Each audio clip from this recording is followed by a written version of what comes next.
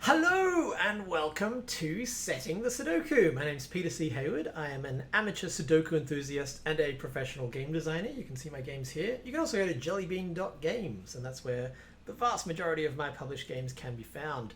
Today I'm going to show you how I set a Sudoku. So what do you need to set a Sudoku? Well, first you'll need an idea, which I'll get to later because that's going to be a big part of this video. You'll need some kind of beverage. In this case, I have a blue Powerade, which is apparently mixed berry. Now you know that. You will need some kind of Sudoku setting apparatus. I use this magnificent site called Fpuzzles, f-puzzles.com by Eric Fox. I just got updated, mostly to fix all the bugs that I keep encountering in my videos. Eric has said that someday there will be a Setting the Sudoku video with no Fpuzzles bugs. And maybe that will be today. With what I'm doing today, I can't imagine that it'll be hugely buggy, but we will find out. You need a banana and a bar. Today I have a protein bar, Fiber One protein bar, 5 grams of net carbs, 6 grams of protein, only 2 grams of sugar.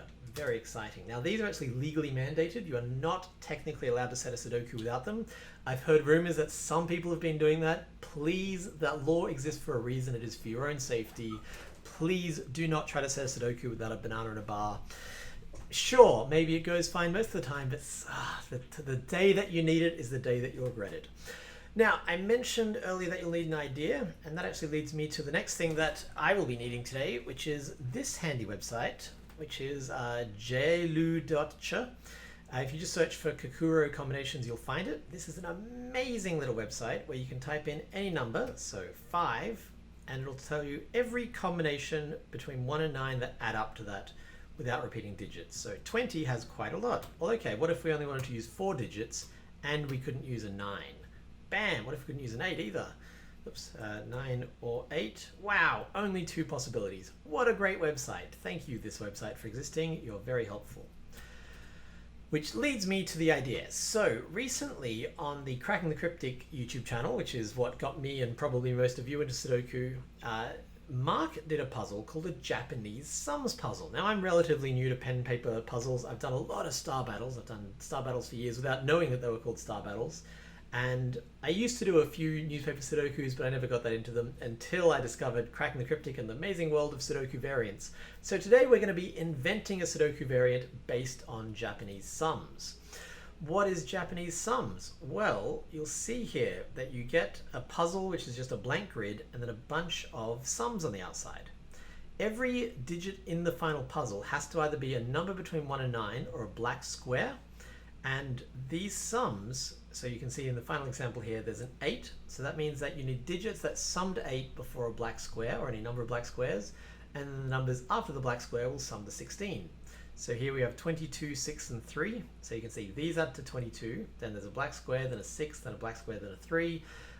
Numbers between 1 and 9 cannot repeat in the grid. I thought this was a nifty little puzzle idea because I love Sudoku. I have no idea how to set a non-Sudoku, but Sudoku setting I am getting pretty confident in. And as I was watching Mark solve this puzzle, it occurred to me that you could do an interesting Sudoku variant. Now, normally when I do these setting the Sudoku videos, this is the 4th one in the series, I will come in with a whole rule set and be like, this is the rule set, this is what we're doing. This time I've got like half a rule set. So the half a rule set I came up with is I like doing puzzles that end in a final Sudoku grid. I don't know why, I just find it very satisfying. And so I was thinking it would be interesting to do a Japanese sums puzzle which only used the odd digits. So for example, 1, 3, 7, and then 9, 5. And then you're like, well, hang on, Peter, what about the others? Well, these would all be the even digits. So this would be either 2, 4, 6, or 8. And these would be 2, 4, 6, 8. And then the clue over here would be 11, 14. And that would tell you, okay, so the odd digits that add up to 11 are then separated by even digits, and then the odd digits that add to 14. That's the idea. I think it's I don't know if it'll work. So what I want to do with this video is show you how I come up with, like, how I go from a very vague idea like this one of Japanese sums puzzle, but with only the odd digits, and then turn that into a final solvable puzzle. So unfortunately, Fpuzzles is amazing. It has many different features. It doesn't have this new type of puzzle that I just invented. Eric, how dare you, sleeping on the job. So I am going to have to use some other tools. People often ask, so I'm recording my face on the screen here with a program called Vidrio, Vidrio. I don't know if it's available on non-Mac systems, but I'm also going to be using Nvalt, N-V-A-L-T, and that is how we're going to be tracking the Japanese sums. So this is a handy little thing where every time I hit Control Space, it just pops up whatever I'm doing. I can be like, I am browsing. Oh, I want to quickly take a note. Control Space, here it is. I'm going to use it as a way of tracking the off-grid clues. So I just have to position it. So, whoops. I might have to resize this window. You guys are going to get a little preview of what all my bookmarks look like. Aren't they exciting? So can I, yeah, there we go. Okay. So for example, if we were doing the columns, then I could be like 5, 16, I don't know if these numbers make sense, 25, no, it definitely doesn't make sense, 1, and in fact, because there would be multiple, I could be like 5, 7, 9, etc. So this is how I'm going to be tracking the different stuff. Does tab work in this? Yes, tab does work, so I'll be making use of tab. So this is how I'm going to be tracking my columns, and then my rows, I think I'm going to shrink this down this way as well. This is far more detail than anyone needs, but this is how I'm going to do it. You can see my notes here. Just checking if I need to edit that out. No, there was nothing particularly. This is, while we're doing a bit of behind the scenes of Peter, this is my little quotes folder. So every time I see an interesting quote, I write it down in here. Everyone's a jerk. That doesn't mean it's okay to punch them. One day at a time. So true, one day at a time. So true. So I'm going to use my notes thing over here, and that will be our columns. Is that going to work? Let's grab that. Okay, so as you can see, I'm going to do a bit of ad hoc stuff here. Yeah, that'll work good enough. I mean, I can move it all the way over if I need to. Okay, so this is how we're going to set it. We're going to use this mix of different note-taking software and the wonderful site fpuzzles.com and try to set a Sudoku. So, like I said, this is a very vague idea. So this one's probably going to be a bit of a longer video than normal because I just don't know if it's going to work at all. I might have to abandon this. So far, the thoughts that I have is that if all the clues just relate to the odd digits, then there's going to be no way of disambiguating even digits at the end. So I could start with, you know, a bunch of even digits as a clue. That's one option.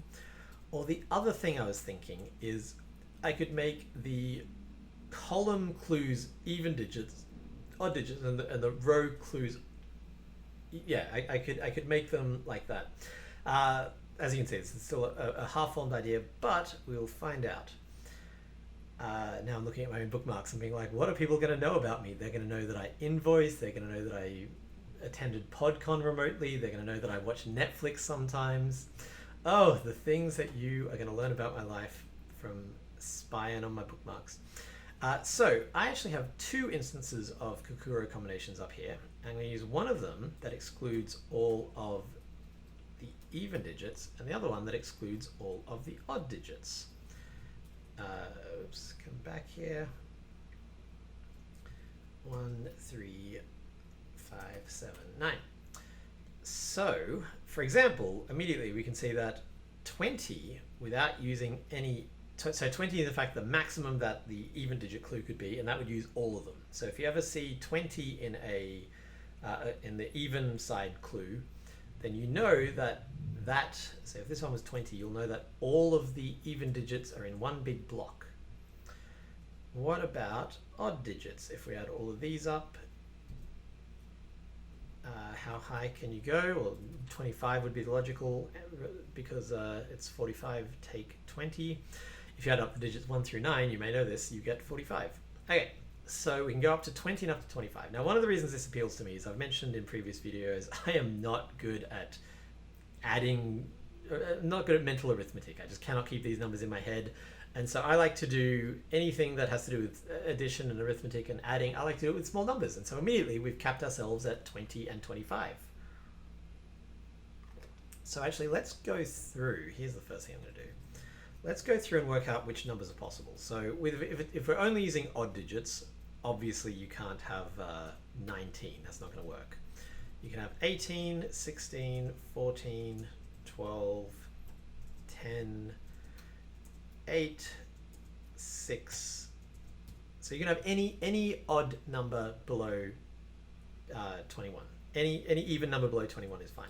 Now the odds are going to be a little bit different because these can use different combinations. But so 23 is not an option. And a lot of these only have one possible combination, which I guess I should have seen coming, but I didn't. Will all of them have one possible combination? Because that will make this a pretty pretty easy puzzle, which is fine. You can have an easy puzzle. Nothing, ain't no harm in that. Okay, so 17 has multiple answers, 16 has multiple answers. Okay, so as you get lower, these have more often than not, it looks like multiple answers. Oh, actually, no, not more often than not. So there's only a few that have multiple answers. So I should have actually been tracking those. I'm going to go down again, and I'm going to jot down the ones that have multiple answers because those are going to be, I think, the more interesting starting points. Because if it only has one answer, then you'll be like, oh, well, I know exactly what this is. Cool, end of puzzle. Okay, so 17. Wouldn't it be fun if it was all the primes? I'm going to jot them down in here. This is ones that have multiple ways to get there. 17, but both of them are of length 3. Actually, 17 is what was repeated in the puzzle that Mark did on the channel. 16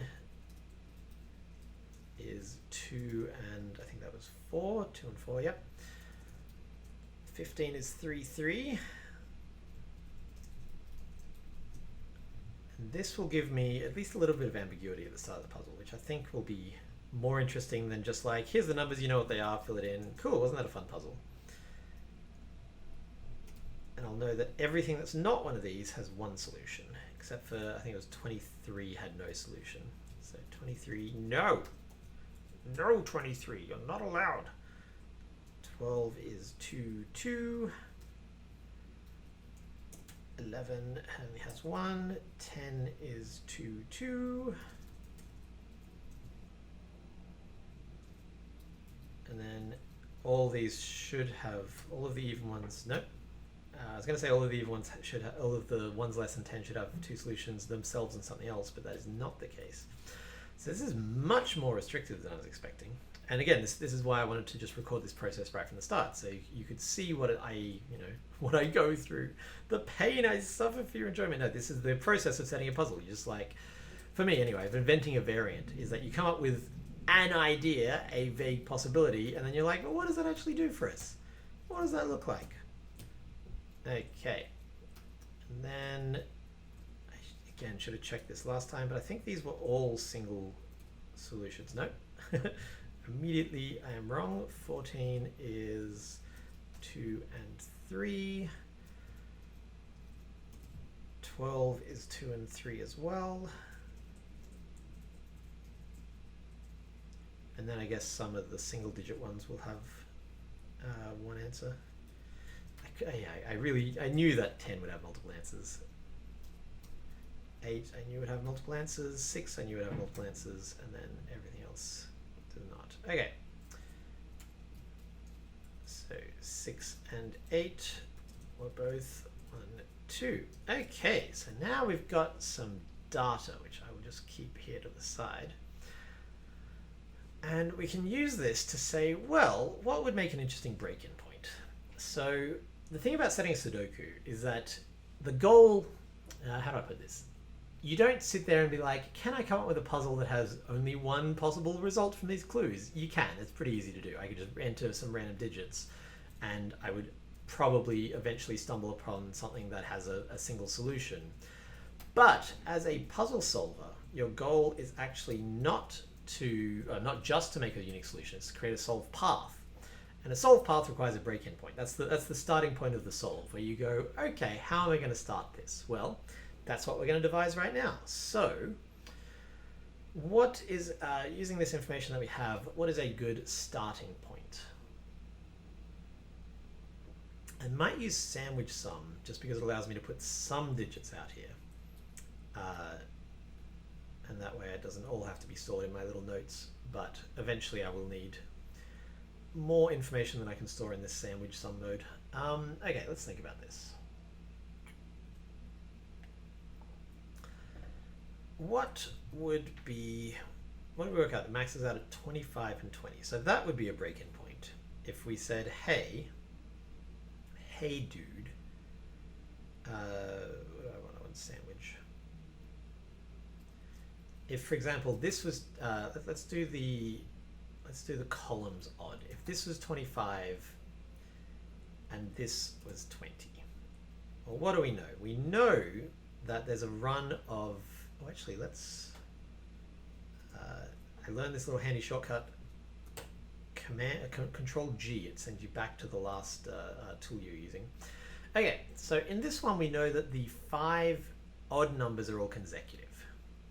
So they could all be consecutive here, or they could all be consecutive here. Either way, this digit is going to be even. I'm going to do, I'll do red for even. And because we know that these are consecutive, we now know that these are all even as well. Which in fact, no, so, wait, hang on, no, sorry. What am I saying? Okay, we know that this one is odd. I care about odd. Odd is going to be pink. So because that is odd, 1, 2, 3, 4, we know that all the evens are either here or all the evens are here. So it doesn't give us much information. We could, I'm just going to go the simplest version of this right now, and I might make a more complex or more intricate puzzle off camera. I'm just going for a very simple break-in. So if we put a 25 here as well, then now we know that this one is odd. 1, 2, 3, 4, and that tells us that this one is even. So that's a very simple, I'll actually do blue for even. That's a very simple break-in point. It hasn't told us a lot. All that we know is that this is 2, 4, 6, or 8, and that this is 1, 3, 5, 7, 9. Okay, so this is, like I said, this is a very, very, very simple way of doing it, but what else do we know? So the way that I set Sudokus to make sure that I've crafted a path rather than just a unique, solution. The solve path is really much more important than the solution. A solve path, which is entirely logical, will lead to a unique solution, but your focus should not be on like, does this have a unique solution? It should be, what is the solve path? So the way that I set a puzzle that has a unique solve path, that has an interesting solve path, is that I start with a blank grid, and then I'm like, well, let's give some clues that I've done here. And I'm like, well, what can I do? Okay, that's all I can do so far, but what if I gave myself another hint? Okay, so for example, what was this one? 15 is a, these are the odd ones. So what I would ideally like here is 2 clues that each require 3. Actually, no, just 1 clue that requires 3 would be okay. So let's say that here, sandwich sum. Let's say I put a 15 here now. Well, again, what do we know? We know that before we hit the block of evens, we need 3 digits. And obviously this is not enough to say, if this was blank, 50, so actually, let's do it up here. So this clue is going to be 15, comma something. And that way we know that there is something that has 15, and then some even digits, and then just one other block. Now, all of these can't be even, because there's only, all of these can't be even because there's only 4 even digits between 1 and 9 inclusive. So we know that the 15 is contained up here, and then whatever the other one is contained down here. In fact, we know that it's 10 because that's how, because we know that they all add up to 25. So this would be either 15, 10, I might make it something like 15, I mean, if I made it 15, 9, 1, then that would tell us exactly what it is. So let's go with 15, 10. Okay, so now we know that the 15 is here, and if you look, all of our 15s, no matter how we add up to 15, is always 3. So now we know that both of these have to be odd. And then the remaining even digits are either connected to this one or connected to this bottom wall. So it could be like here, or connected to walls. So it could be here, here, here. Oops. Or it could be here, here, here. Yeah. Okay, but this has at least given us, again, some more data in the grid. So what was an even number that splits up? We could do 10 and 10 over here. So if I made the second row down,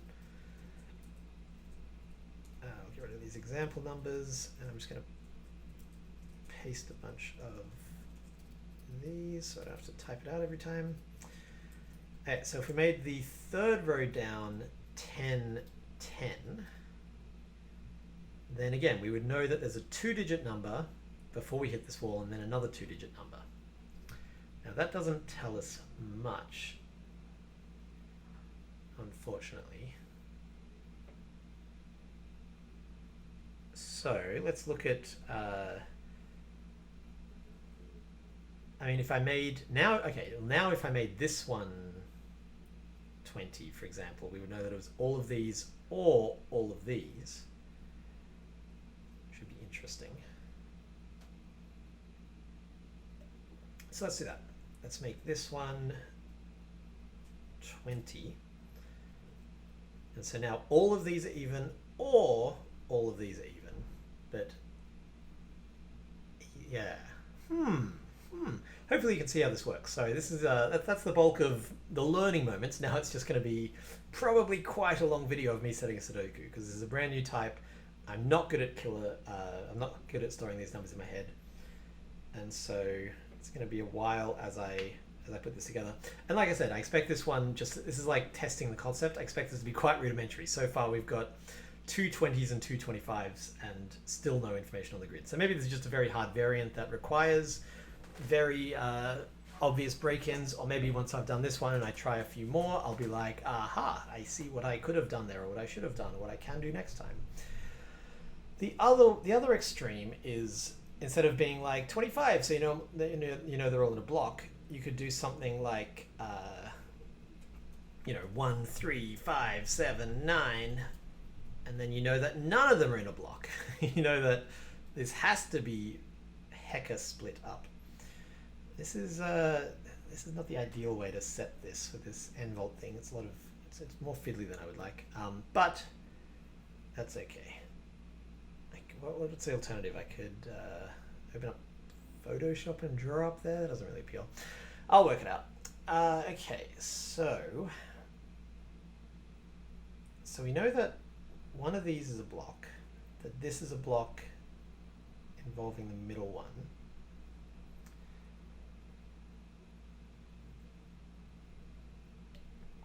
Now, in the puzzle that Mark solved, there were a lot of question marks. So rather than just being like, and I think I'll be using that here, rather than just every single, so for example, instead of 10, I could be like 15 question mark, and that would obviously change what we know for this column. Now instead of, why is this not letting me?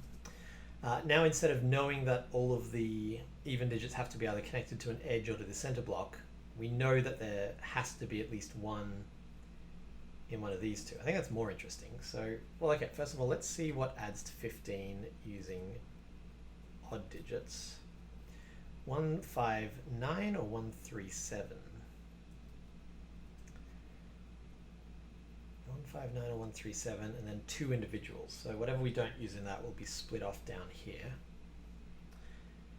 Okay, and then this is where... No, that doesn't work. I was going to say this is where we can use the... Yeah, this is a tricky one. What I might even have to do, and I don't know how I'd set this up, is have like even digits on the left and top, and odd, even Japanese sums on the left and top, and odd Japanese sums on the bottom and right, and just have a bunch of digits. But for now, I'm just going to stick with this and see what I can do. Okay. So. I don't know a lot here. This is not an actual clue, that was an example clue. What I really want is just to write with like a cursor. I'll actually pause the video and see if I can quickly pull up any kind of software that allows me to just like draw on the screen. Okay, I found a piece of software called something. I don't know what it's called. Screen Brush. And it allows me, as you'll see here, to draw stuff, and then if I don't want it, I can cut it away again. And it was $3.99 on the App Store. So if that's something that you're looking for and you've got a Mac, there you go. This video is not sponsored by Screen Brush. Okay, so I'm going to get rid of all of these. Now I don't think I can have I don't think I can manipulate the screen and have that up all at the same time, but sacrifices sometimes have to be made. So, and then it's up and I'm like 25, 1, and then it's gone, but I can pull it back. Okay, cool. Switch to a mouse because I draw better with a mouse. So now that our logistical problems are sorted, this is all part of the Sudoku making process, I guess. I actually used to make all my Sudokus on the iPad with my Apple Pencil, and so this kind of issue would never be a problem. But I can't record my beautiful face and the screen on the iPad, so this is what we have instead. Okay. So, hum. I might pause once more and just put every combination in here because I have a very poor object permanence setting in my brain.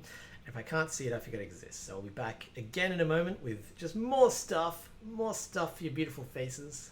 Okay, I have gone through and listed these out. I actually tried something where I just did them all like from mental arithmetic and then went back and checked with the Kokuro combination solver. And I'm very glad I did. I've said in the past that getting better at setting makes you better at solving. And something about just sitting there and manually working out all these combinations has just given me a better understanding in my head. Like, really obvious stuff if you think about it, but I hadn't thought about it. Where like 20 is 2, 4, 6, 8. So 18 is that without the 2, and 16 is that without the 4, and 12 is that without the 8. And then, yeah, especially the even odds. It was the even numbered odd sums. There was just something really interesting about it, like the combination of them in different ways. I think next time I try to solve a killer Sudoku, just having done this, we'll just have them in my head a little bit better. So now that we have this list, I've discovered that my new software doesn't particularly like interacting with other stuff. What's happened here? Oh, I'm in, I was in sandwich clue mode, so it was like, why are you clicking, Peter? The clues are up here. Okay, so now we've done that, let's go back to our puzzle. So far we have, I'm just going to start again. Now that I have this, I have a better understanding of how it all works. So, and again, this is just the setting process. You start again sometimes. It's okay. Looking at this, we know that, for example, whenever there's a 15, it has to have a 5 in it. So if we did a 15 clue over here, which I will try now with my, let's get rid of that example, which I'll try now with my new software. If we did nope, I don't want to be in scissor mode anymore. If we did a 15 here, and then, these are the odds, yeah. 15, and then something that has to have a 5 in it. Oh, sorry, something where there's multiple options, but one of them has a 5 in it. So an 8. So if we did a 15 and then an 8, this is now interesting to me because it tells us, I really wish I could use them. Can I use the keyboard? No. While this is up, I can't use anything. I can use a color wheel. It's exciting. So these are going to disappear as I create stuff, and they'll just be popping in and out. Sorry about that, guys. That's the best I could find. So with our 15-8 clue here, we know that there's a 5 before the break and then no 5 after the break. And after the break is either, well, after the break has to be 1-7. So we know that there's a 5 before the break and then 1-7 on the other side. Unfortunately, there's no way to get to 15 without a 1 or a 7. It's either 1-5-9 or it's 3-5-7. Okay, so that's not going to work. But you see the thinking I was going for? 1-5-9, what does that leave? That leaves 3 and 7. So, oh, there we go, 10. Yeah, if I went 15, 10 doesn't really help. I'd have to go, yeah, something more like, no, I don't want scissors, 15 question mark. Is that interesting? I'm just trying to puzzle this out. 15.9, that's what I want. So a keyboard shortcut for scissors. If I went 15 and then 9,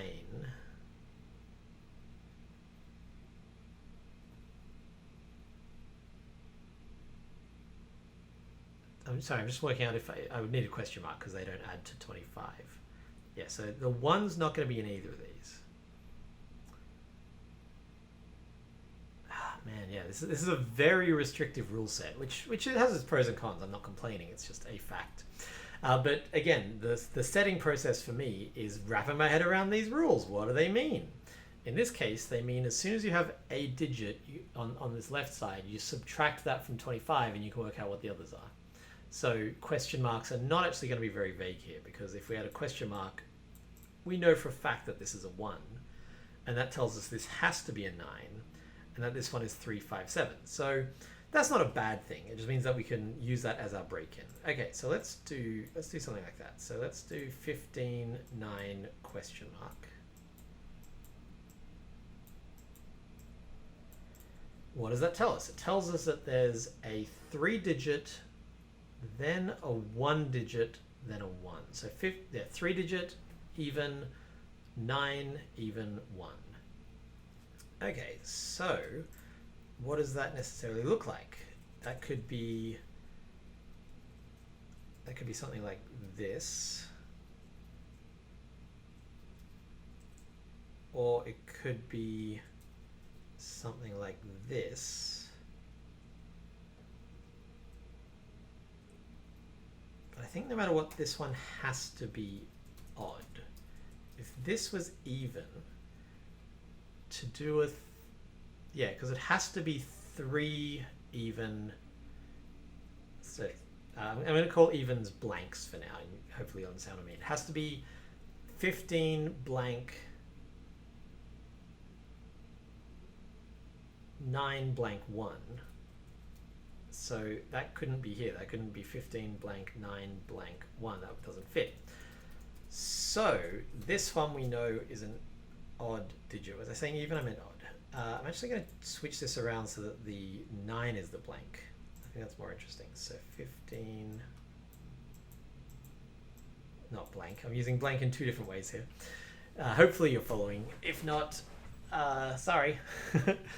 Because, yeah, from this we can actually do the math and be like, well, okay, so this is 16, so the remaining has to be 9. But we know that 9 doesn't have a 1 in it, so it has to be an actual 9 by itself. I guess it's very similar to the other way around. Oh, what if... Is it... No, I was going to say, what if we did question mark 9, 1? Is that any more interesting? I don't think it is. I mean, you can, yeah, you subtract them, you go, it's 15. 15 has to have 3 digits. It doesn't have a 1 in it. It has to be... Oh, no, I've done it again. Oh, no, yeah, it has to be 3, 5, 7. Okay, let's do that. I like that. That's my favorite so far. Question mark 9, 1. Let's make them 1, 9, just for the variety, just because we can. Because we can. Okay, and that immediately gives us an odd. What else do we know? We know that 2 of the evens have to be used to separate them. So could this be odd? If this is odd, then both... Sorry, can this be even is my question. If this is even, we know that the even has to separate them. So yeah, that could be even.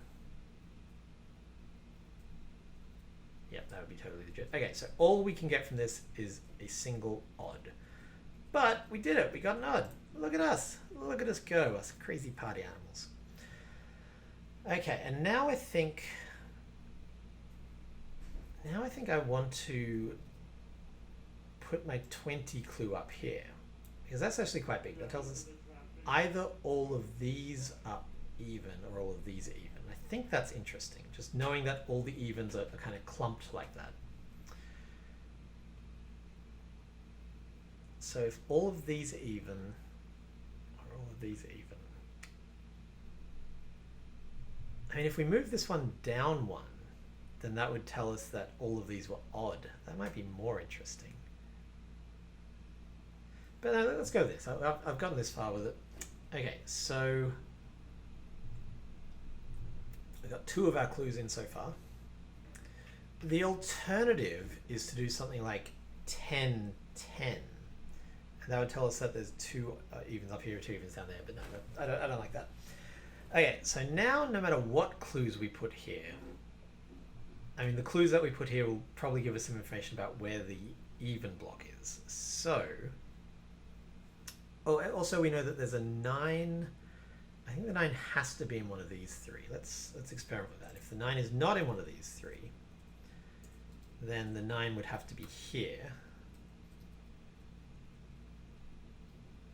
And that would mean that, what, all of these were even? And then where does the 1 go? Yeah, so we know now that there's a 9 in here. And I think we also know there's a 1 in here. Yeah, this is cool and weird. I like it. Because again, if oh no wait, the 1 can be here, I think. If that was a 1, then that could be the 9 there. Yeah, okay, so we don't actually know that there's a 1 in there, but we do know there's a 9 here because it can't fit over here. We know the 9 is in one of these 4 because that can't be a 1. Okay, could we do something with that information about a 9? I'm looking at these. 17 has to have a 9 in it. So if we put a 17 up here somewhere, if that's a 17, then now, oh, we don't actually know anything because the 17, the 9, there still has to be a 9 somewhere. Yeah, the 9 doesn't have to be here. But let's continue with this. If we did 17 and surrounded it by question marks, then those question marks are either going to be 3 and 5 or 1 and 7.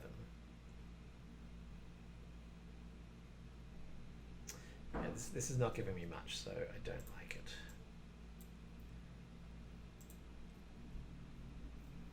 Maybe we should go, yeah, I like that we know there's a 9 there. I feel like that's going to be helpful later.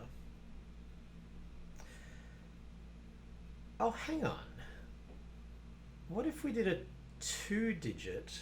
So yeah, what if we did a, here we go. What if we did a question mark? Isn't that drawing? I don't want to be in hand mode. Oh, I've clicked hand mode for some reason. Yeah, what if we did question mark 17?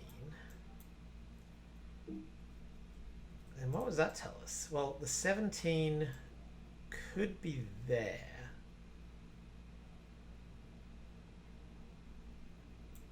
Yeah, we would need to narrow down something about this.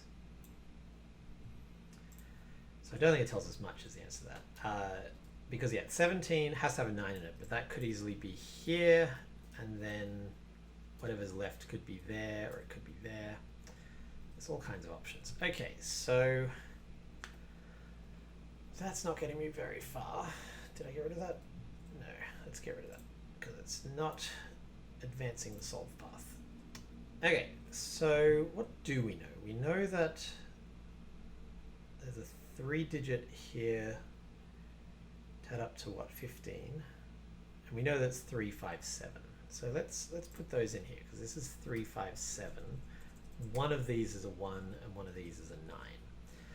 If this one was the 1, that would actually narrow it down quite a lot. I could prove that this one's not the 9 pretty easily, I think, by being like 1 comma 24. Nope, that could still be, no, yeah, 1 comma 24 would narrow it down, or 1 comma question mark would be the same thing, because 24 has to be 1, 2, 3, 4 digits, so you couldn't have 1 and then an even, and then you couldn't have 1 then even then 24, it wouldn't work. So I can disprove that as the 1 pretty easily. is that useful to me?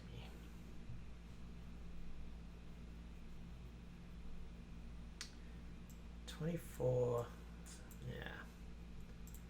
It would mean that the 1 is in here, but I don't think it gets us very far. Okay, instead let's try to prove some even digits. I mean, yeah, I feel like the best first step, the most satisfying would be if I could be like, wow, look at all these evens straight away. So let's establish which half of this is all the evens. One way we could do that is, I mean, a very, very simple way would be to put, 25. Yeah, yeah, the easiest way to do it would be to have another situation like this where we have 15, 1, 9, because that would just, again, give us a pink block in one of these spots, and that would tell us, cool, all the evens here. But can we do it another way? Because I don't just want to repeat the exact same clue.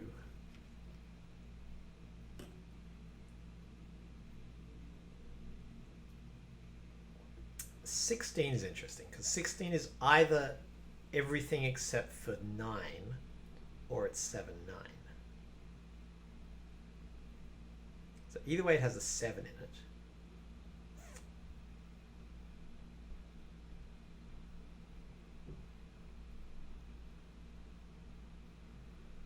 I'm thinking, is there something I could do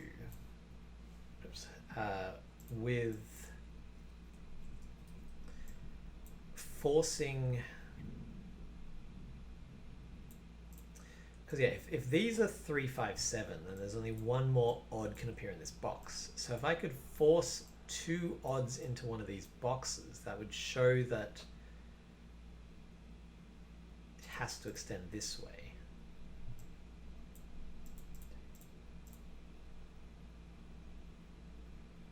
Wait, does that? I'd have to force a lot of odds over here, which I could maybe do. Oh, I could. Here's an interesting idea. What if I just did a whole string of question marks? What if I did 5 question marks in a row? Well, that would actually give us a wealth of information. That would give us even, odd, even, odd, even, odd, even, odd, even. And that's suddenly, yeah, that's quite a lot. I could do the same going, actually, maybe that's more interesting going horizontally, because then it's not just playing on the same axis we've already used. So, also I think it's slightly subtler. It's not a huge amount subtler, but it's a little bit more subtle. So let's do that here. Let's kick this right off. Let's do it here. Yeah. Okay, so 4 question marks. Now, what do we know from that? This could be in the form odd. That would be acceptable because they're still all separated.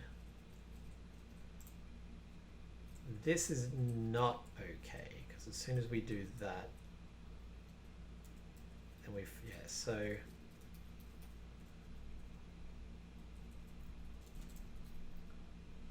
it is, I think it is better with the, oh, let's do that over here. I realize this seems like I'm going backwards, but again, this is just how the Sudoku gets set. Let's do 4 question marks here because, oops, I'm using all the wrong things. At most one of these can, yeah, these can't both be odd.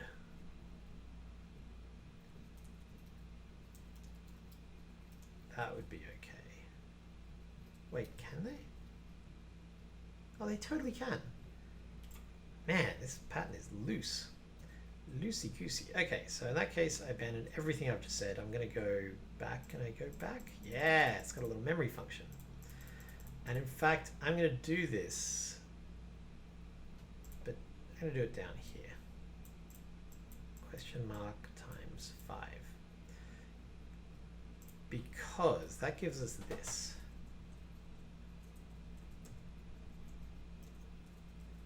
And that now tells us that the 4 evens won't fit there. So I can put them all here. And that tells me that all of these are odd. So that's giving me a huge amount of information. But I don't think it's going to be super obvious to anyone solving it.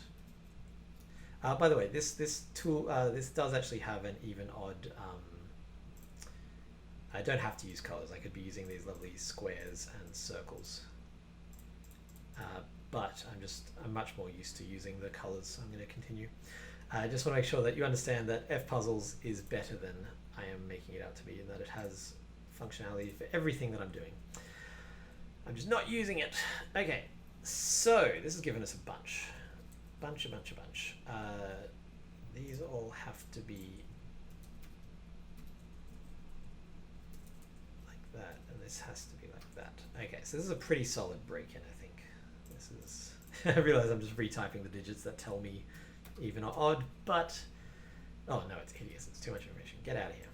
Okay, so this pattern in particular, because this isn't on an edge, this is actually very generous because any clues I put up here now are going to be. What was that? Brush tool? I know I'm in brush tool. I wanted to be a brush tool. Oh, I pressed the wrong button. That's why.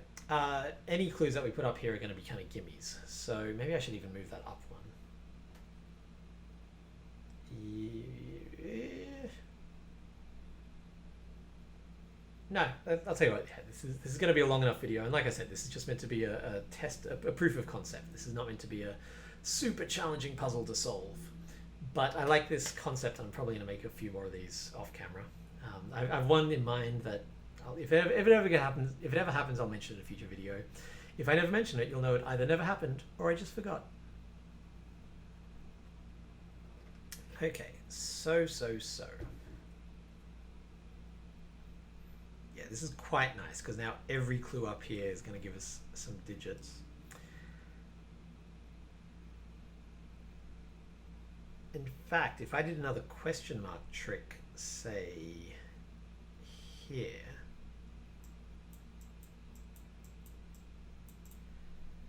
then that would give me an even here, but not much else, I don't think. Conversely, if I did that here,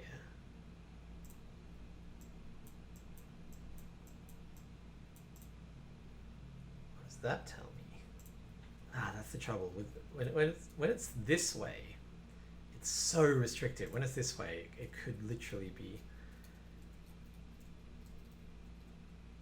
Oh no, it can't be that. Interesting. It can be 3, but it can't be 3 on an edge. So this one, if this one is odd, this one has to be even. Okay, well maybe we'll force this one to be odd, which we know how we can do now using this little trick, which is to say do something that has to be 3 digits. So let's do 17. That leaves what, 8? So it's either 1, 7 or 3, 5. I mean that has a nice look to it. 1, 7, 1, 7. Let's do that purely for the aesthetic. Okay, so 1, 7, and then 1, 7, and then 17. So the 17 has to be 3 digits. So we know it has to come here. Because if this one wasn't it couldn't fit there, and it can't fit there, so it couldn't fit anywhere. So this one has to be. And now using that logic we just worked out, we know that this one has to be even. Because that one's even, this one has to be odd. Okay, so we get quite a bit of information out of that. One thing I want to keep an eye out too is anytime I've got 4 evens in a box or 5 odds in a box, then I know that the others have to be of the opposite parity. So can this one now be odd? I don't think it can. Yes, no, it can't. Because if this is odd, then how are we going to fit 3 more evens in here that have to touch? So that, in fact, gives us another odd, which gives us an even. And now we have to fit 2 more evens in there, so we actually get that whole column. That's quite nice. Now that is important because this one can no longer be 1 on 9. And that means that this one can't stretch 3 this way, because if these were the 17 sum, then this would have to be odd, and then where does the 1 go? So at most they can stretch 2. So now this one has to be odd. This one can't be the 1 anymore. This one could be the 1. Or this one could be the 1. Okay, are there any clues that we haven't used from what we've got so far? I don't think so. One of these is a 1, one of these is a 9.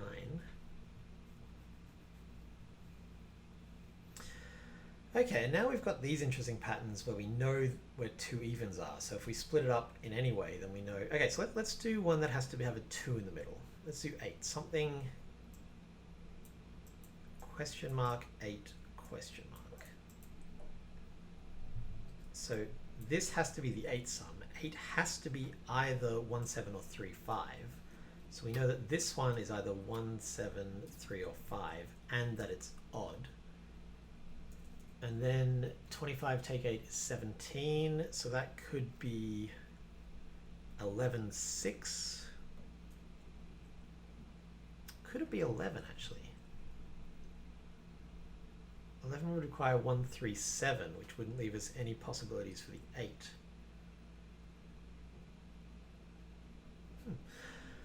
I don't think there's anything not much that can be done with that, but we've got another little digit in here. So now let's look up here. And so again, this is just how the setting process works. I'm like, well, now that I've concluded this, I immediately, like, as a solver, I'd be like, well, what do I know? Well, there's no clue here yet, but if I put a clue there, then we'll know something.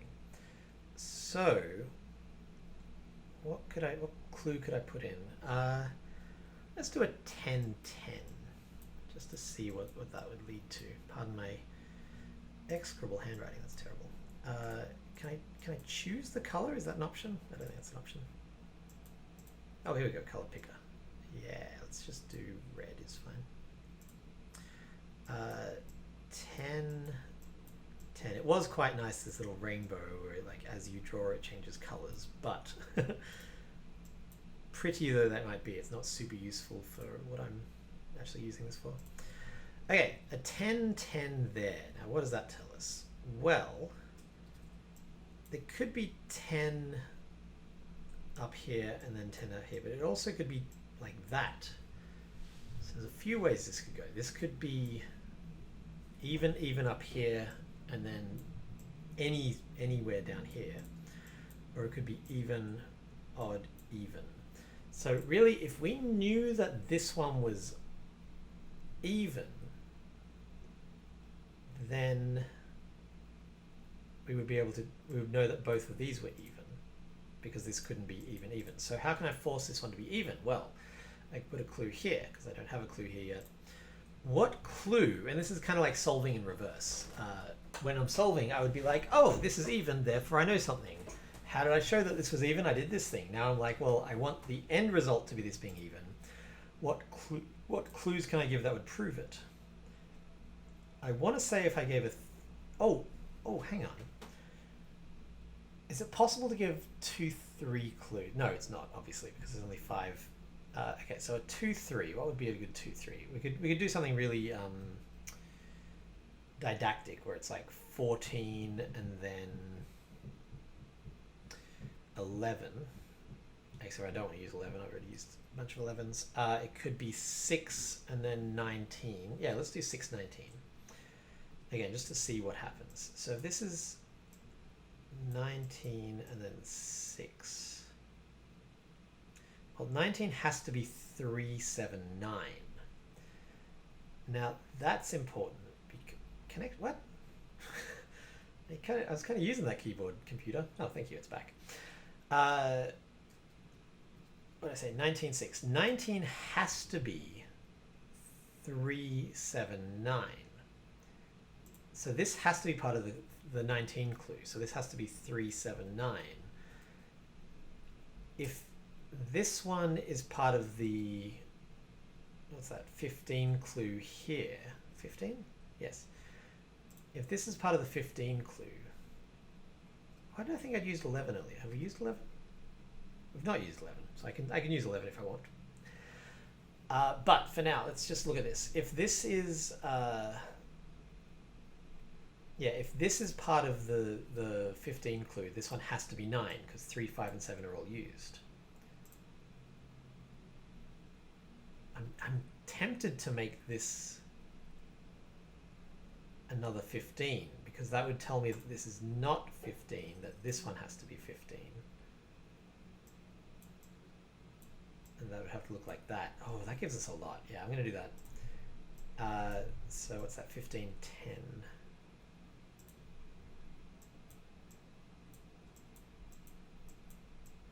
There's a chance that this is going to, break my earlier part of the solve path, but that's okay. Okay, so 15. Oh, actually, no, 15 could be. 15's got too many options. 15 could be 159. Well, we know that this has. Oh, actually, no, this works just as well. Okay, so we know that 15 has to have a 5 in it. So regardless of which way you make 15, this has to have a 5. Now, this is part of this 15 clue. Then the 5 is used. And this has to be either 1 or 9. No, this doesn't do what I wanted. So I'm not going to do it that way. Instead, I'm trying to undo this. I'm messing with the F puzzles undo to try to take this clue out. And I'm getting confused as to why it isn't working. Instead, what's something that uses 3, 5, and 7? Well, 24 does, and that would give us a 1 here. But no, that doesn't really work. Okay, let's go right back to what I was saying earlier. If I made this 19, and then I just put question mark, and people could. This is one of those areas where I'm not sure what to do, because if I these question marks are immediately deducible. You go like, well, okay, it's a 6. Like, cool, good job really obfuscating that with that question mark. You sure fooled me, Peter. But is finding that interesting? And I don't know. I'm so bad at this that the moment that I was like, oh, the question mark is 6 would be an exciting moment for me, but I don't know if that's going to be super obvious. I'm going to keep doing it for now, and during the testing process, if my solvers are like, yeah, it was kind of stupid that they're all question marks, I'll be like, good to know. Good to know that that's stupid. Okay, if this is 19 question mark, then this has to be 3, 7, or 9. And the question mark in this case is 6, so this has to be 1 or 5.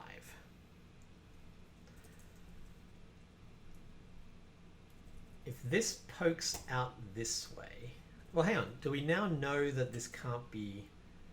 Because what I'm trying to prove that this one is even. And does this prove that at all so far? This could be 3, 7, 9.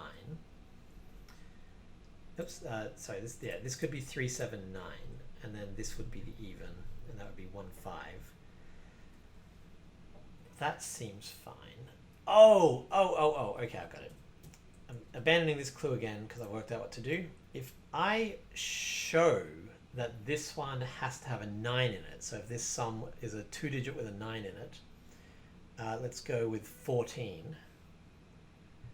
Question, get out of here, skizzers, question mark 14.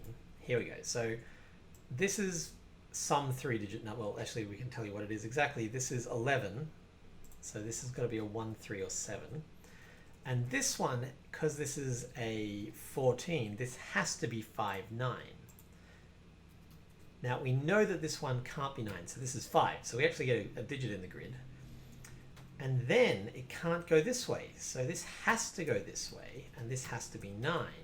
And then this one has to be even. We did it. This tells me that this one has to be odd. And this is 1, 3, or 7. So now, if this was odd, then that would use up 3, 5, 7. So we know now that this one has to be odd. This is even. This is even. This is 3, 5, 7. This one can't be. Yeah, this one can't be odd, because if this was odd, then this would be 1, 3, 7. We'd have the same problem in reverse. So we know now that this one is even. This one is odd. This is 137. I'm a little nervous that I'm going to get all these unsolvable, what are they called, deadly patterns, but I think there's enough in this rule set that I can disambiguate those. Okay, so... Oh no, is this impossible either way? How can I even do this? If this is... Yeah, this one's... If this was 5, then these would be 3, 7, and that would not work. So we know that this one can't be 5. And same logic, this can't be 1. So this would be like 1, 3, 7, 3. So for example, 1, 3, 7, 3, 7, 5. Yes, okay, cool. So there is at least a possible solution, which I was a bit nervous about. Now, if we turn to this clue up here, 10, 10, well, cool. Now we know that this is the 2-digit, and so this is a 2-digit. So we've actually got quite a few things nailed down here. We know that these are odd, even, sorry. Odd and even, for whatever reason, they don't stick in my head. Odd feels like the word that should be even, and even feels like the word that should be odd, because even is pointy, and in my mind, odd numbers are pointy. So, what's this clue? This is question mark 19. So now we know that this is the 1. One of those is the 9, we knew that. That actually gives us all of the odds in this box, so we can fill in the rest as even.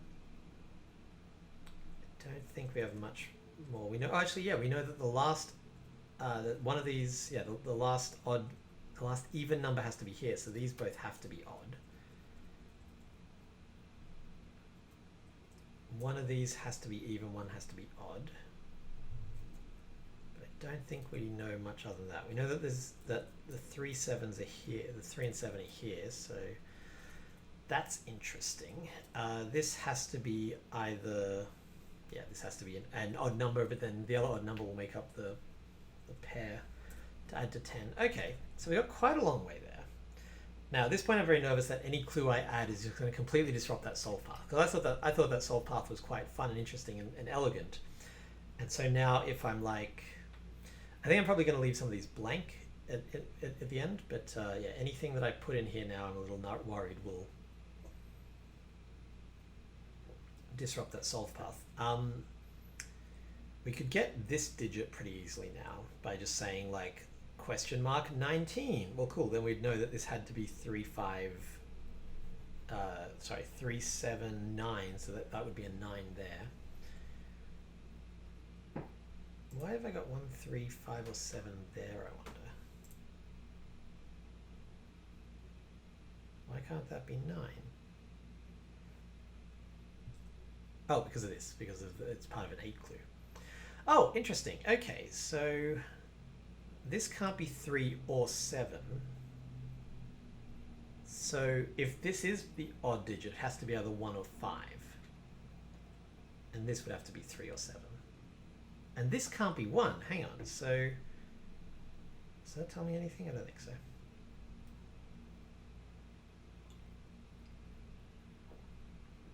Yeah, we know that this is a 2-digit that has an 8 in it. That sums to 8, sorry. This is why, by the way, we have the bar and the banana. My brain is slowing down, so it's time for a very brief bar break. Okay, the bar break helped.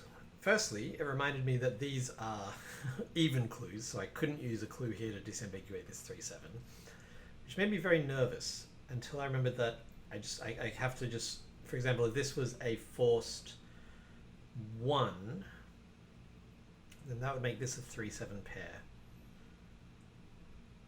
And then I could put, say, a 3 here, and that would, I think there's a way to disambiguate it, hopefully. It also reminded me that I haven't used this clue. So what do we know here? That this is 1 7 17. So it could be 1 7 17. It could be, yeah, let's do the possibilities. Number 1, 1 7 17. That's a possibility. It could be 1 7 17. That's a possibility. Either way, this looks like it's a standalone. Yeah, because this can't be part of the 17. So this one has to be by itself. So this is not, and this is not. and then it's either 1, 7, 17 or 1, 7, 17. So this is either, yeah, these are all either odd or even. That'll shock you. These are either both even or both odd, is that right? And let's play it out again. If this is the 1, 7, 17, and these are both even, if this one's even, then it's 1, 7, 17, and those are both odd. Yeah, so these are the same either way. Now, if they are both odd, that gives me some evens here, which could be nice. Do I have anything else in any of these that could be helpful? By the way, the good thing about these question marks is I can go back in later and be like, oh, look, this one's a 4, or this one's a 1 or a 3 or whatever, and use that to disambiguate potentially these. I really hope these are not a deadly pattern. That would be very frustrating at the end. Okay, so look at our digits. We got some digits on the board. Isn't that lovely? So these are either both even or both odd. If they're both odd, then these are both even. So no matter what, these are the same parity. No, wait, that's not true. If these are, oops, if these are both odd, then these are both even. But if these are both even, then yeah, these are both odd. Yes. So no matter what, these are the same parity, and these are the same parity. My Australian accent makes parity sound like parody, like a Weird Al song, but you're all multicultural folks, you'll understand what I mean. What's happening down here? Oh, the blues are the ones that we hear about there. I was like, how did we get a 5 from this clue? No, that's not how it works at all. Okay, so this would be very easy to disambiguate with a clue here that just told me whether... Actually, is that true? That might not be true. If this is even, then all of these are odd. So this would be 4 in a row. So anything I can do to stop these from being 4 in a row would clear this up. So, but I also want to make sure that it disambiguates this.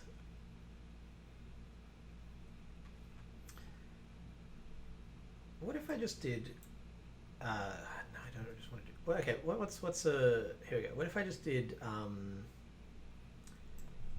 9 question mark? Does that help? I don't think that helps. What about question mark 9? Actually, I'll explain why that doesn't help. So I was thinking that 9 question mark, 9 has to be either 1 or 3. Neither of those are 4, but it doesn't help because if 9 is 1, let's say this was a 9, then cool, these could be 4. That would be fine. Which is why I want to try question mark 9, because now if one of these is a 9, then this could be 4. But if I could show that neither of these can be a 9,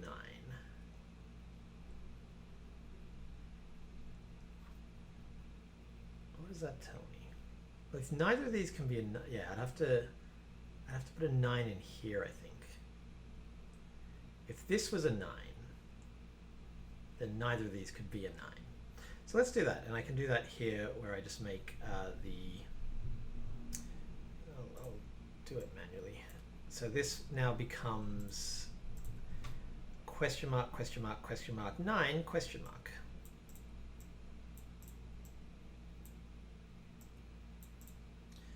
No, that's too gross for me. I'm sorry. Sorry guys, I can't do it. It's just because like then the first thing you do is put a 9 here and then like none of this other like disproving this is a 9. No, it's too ugly for me. A man's got to have principles.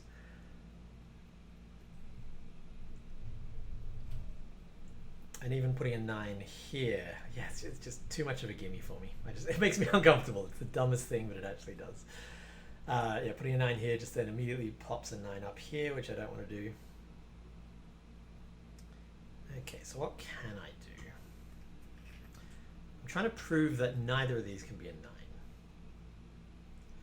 And the way to prove that is to force a 9 into one of these, because if one of these is a 9, we know that one of these is a 9, therefore one of these can't be a 9, because then where would the 9 go in column 7? So how can I force a 9 in one of these two? Well, that's a good question. It can be at most a 2-digit sum, so I could make it a 14. And then I could do a different 2-digit sum, which would have to be what? Oh, hang on. I was going to say 11, but 11 is not a 2-digit sum. 11 is a 3-digit sum, and you can see there's nowhere for a 3-digit sum to go. So, oh yeah, I could just do a bunch of question marks. Question mark, question mark, question mark. You know what? I'm not going to do the commas for question marks because they don't really need it. Nope, scissors off, question mark, question mark, question mark, 14 tells me that these have to be the 14 because they won't fit anywhere before that. 14 has to be made up of 5, 9. Therefore, the 9s here and the 9s here mean that neither of these can be a 9 and that one of these has to be a 9. If neither of these can be a 9, then our 9 clue can't be a single digit because it can't fit here. If it fit here, what would be the remainder be? 25 take 9 is 16. 16 would be 1, 3, 5, 7, and that couldn't fit anywhere. Therefore, this 9, this can't be a 9. So the 9 has to be a 3-digit 9. That doesn't fit anywhere. What? This all made sense in my head like 10 minutes ago. Yeah. Oh, hang on. Wait. 3-digit 9. Yeah, it'd have to be here. That's the only place a 3-digit 9 could fit. And then I'd have to fit everything else in here, which is, what did we work out? That was 16. So that would be, well, this would be 1, 3, 5. And then 1, 3, 5 only leaves 7 and 9. Man, this was so much logic to get to a useless point. Okay, can I use that same logic somewhere else? Because I like that path, it's just the conclusion is nonsense. Okay, if neither of these can be a 9, is there a, oh yeah, I could do a 10 here. 10 has to either be 1, 9 or 3, 7, so it can't be 1, 9 anymore. So this would have to be, well, that's interesting. Hang on.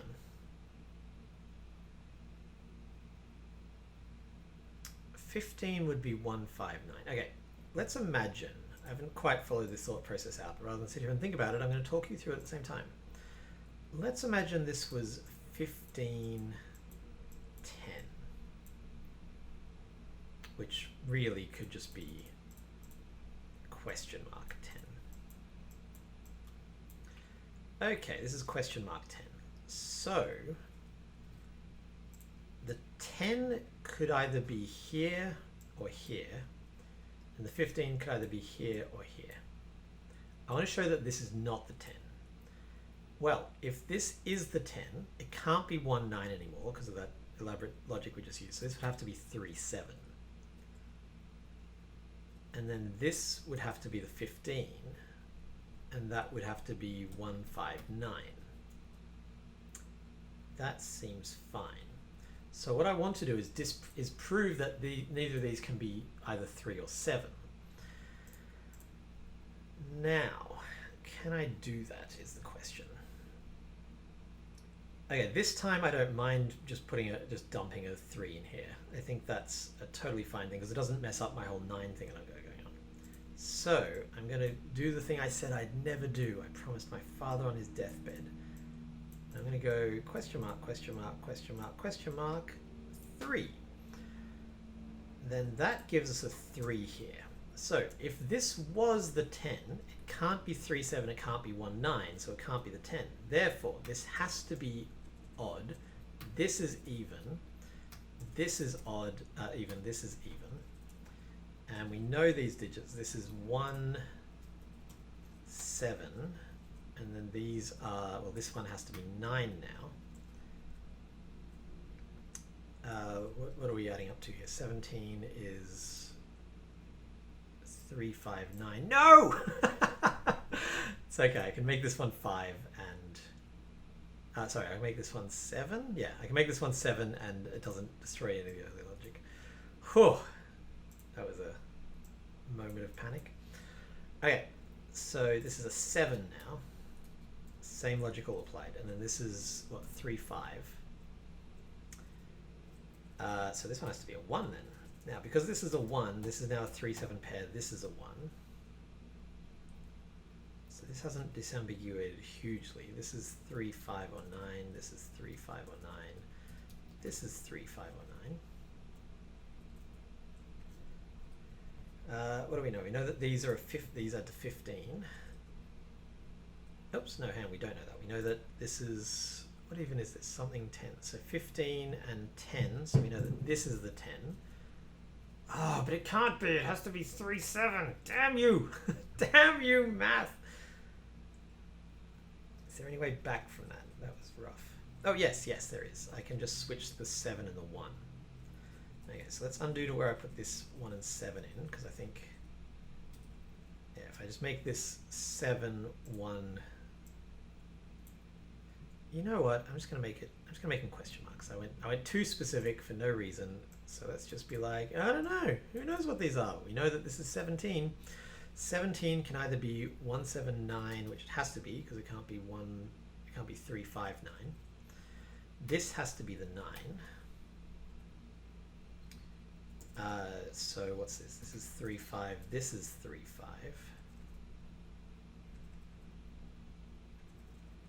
And then there we go. This has to be 10. This has to be 15. 15. Well, this 10 can't be 1, 9 because there's a 1, 9 pointing at it, so it has to be 3, 7. That gives me a 5 here. This then, oh, that also gives me a 3 here, which is interesting. This might disambiguate. That would be really nice if it did. Without 3, 7, these are just 1, 5, and 9. This now has... Why does this have so many evens in it? That's not good. What happened there? When did that shit go down? Pardon my language. Question mark 17. Crap.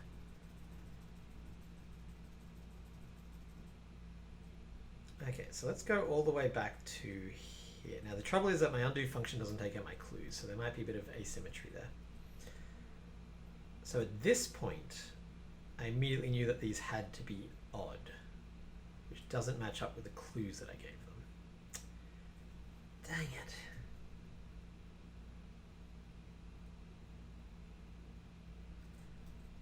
Okay, so it's this 17 that's done it, I think.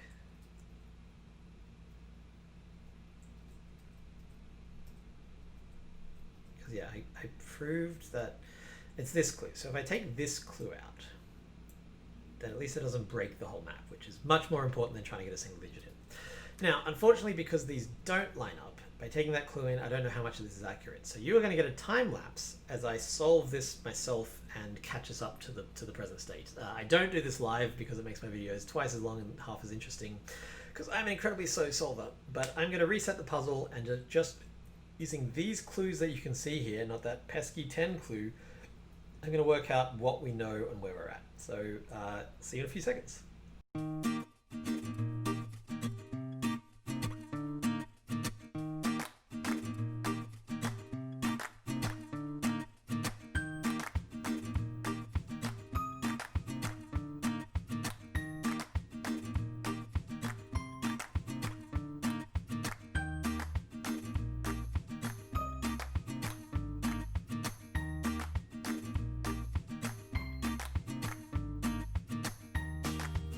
Okay, I think I'm caught back up to where we were.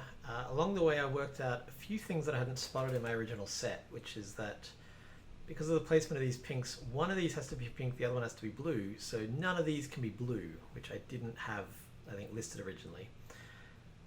This is looking pretty good. This is a fun little solve so far. I'm back to the point where these are still ambiguous, and so my next goal is to put a clue in that disambiguates these. That's what I'm aiming for here. Now I could do it pretty easily with a clue up here, I think, where I needed either separate or the same blues. I think that would be pretty doable. Blue, evens in this puzzle aren't quite as malleable. I could do something with a 12. Now a 12 is interesting because a 12 is either 2 or 3. And it leaves an 8, which is correspondingly either a 1 or a 2. Ditto 14 and 6. But I do want to do something that disambiguates these, because I'm a little nervous about these being a deadly pattern at the end of the game. So let's see if I can do something. Now last time I tried, I think, at 10 here, and this couldn't be 3, 7, nor could it be 1, 9. The trouble with that was that as soon as this wasn't a 10, it put a 10 over here, and you can't have a 10 over here, because... Wait, why can't you have a 10 over here? I want these two to be a 10 ideally. Because... Right, because as soon as these are not... As soon as these are blue... Let me do this manually. Sorry, for you this was like a second ago. For me it was like 10, 20 minutes. If these are not the 10, then these are blue. So these are pink, so this is blue, so these are pink. And this just can't be a 10, as you can see. So do I have anything that's either 4 or 2? That would be nice. I think that's too wide a range. Oh, here we go. 2 or 4, it would be 16. And yeah, okay, so let's do something with 16. So question mark 16, and again, this has to be 4. No, sorry, this has to be 9. 9 is either 1 or 3. Okay, so can this be a 2-digit 16 is the question. Well, I can take this 7 out. This 7 didn't actually give me anything in the solve except for itself. If I take this 7 out, I mean, with the 7 in it, the answer is obviously no, but without the 7, then we can use our beautiful X-wing logic and say, well, in this to be a 16, it would have to be 7, 9. And it can't be 7, 9 because neither of these can be 9 because the 9s have to be down here. Therefore, this is not 16. This is 16, which means that this is 9. And these are 1, 3, 5, 7, which makes this our 17 here. This one has to be the 9 in that 17. And these can be either 3, 5 or 1, 7. So I could pop a sneaky 3 in here, and that would disambiguate it. I'm just going to leave it for now. I'll save that to the end when I'm disambiguating everything. Okay, so 1, 2, 3, 4, 5, and then this one's obviously odd.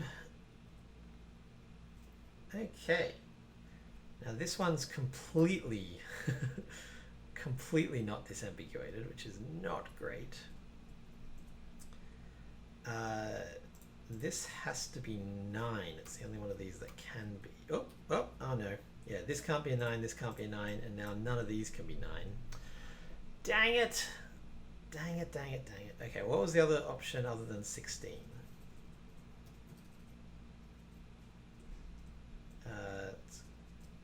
Trying to get this up. There we go. I said it could either be 16 or it could be 14. No, 16 or... I thought there was another one. Really? It's just 16 that can be a 2 or a 4? Erg! Erg, erg, erg. Yeah, I mean, well now we know that one of these has to be a 9, I guess. That's useful to know. So, can I use... man, I really like my little logic here to get rid of the 9 from those, but I just don't see any way of using it. Because it has to be either 2 or 4, and the only 2 or 4 was that 16, it looks like.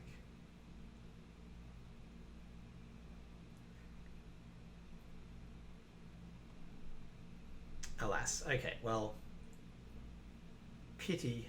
Beautiful though it was, it doesn't help us. Let's see. I could do something with that here, I guess. This could be...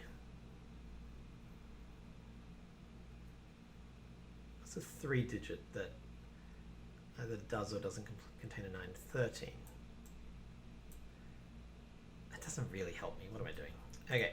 I'm no closer to what I'm actually trying to do, which is disambiguate down here. So... that was also lovely until I didn't have anywhere to put a 9. Oh well. Such is the life of a setter. So.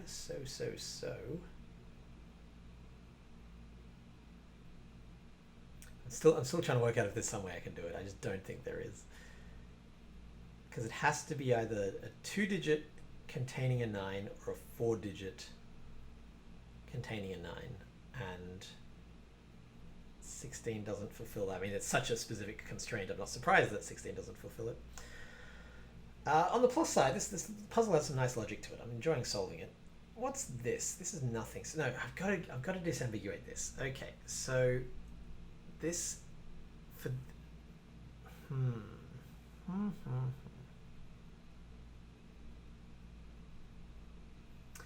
if this is the 17, this would be a 7. Or this would be a 3 or a 5. So this would be any digit that's ever existed, basically. Hooray. Hooray.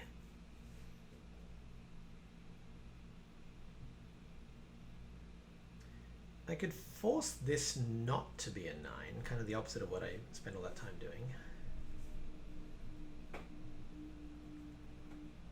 If this is not a 9. Oh yes, if this is not a 9, then our nice little 9 trick shows us that these can't be a 9. How can I force that not to be a 9? Well, I could plonk a 9. No, can't. I have to plonk a 9 here, which would already tell us that these can't be a 9.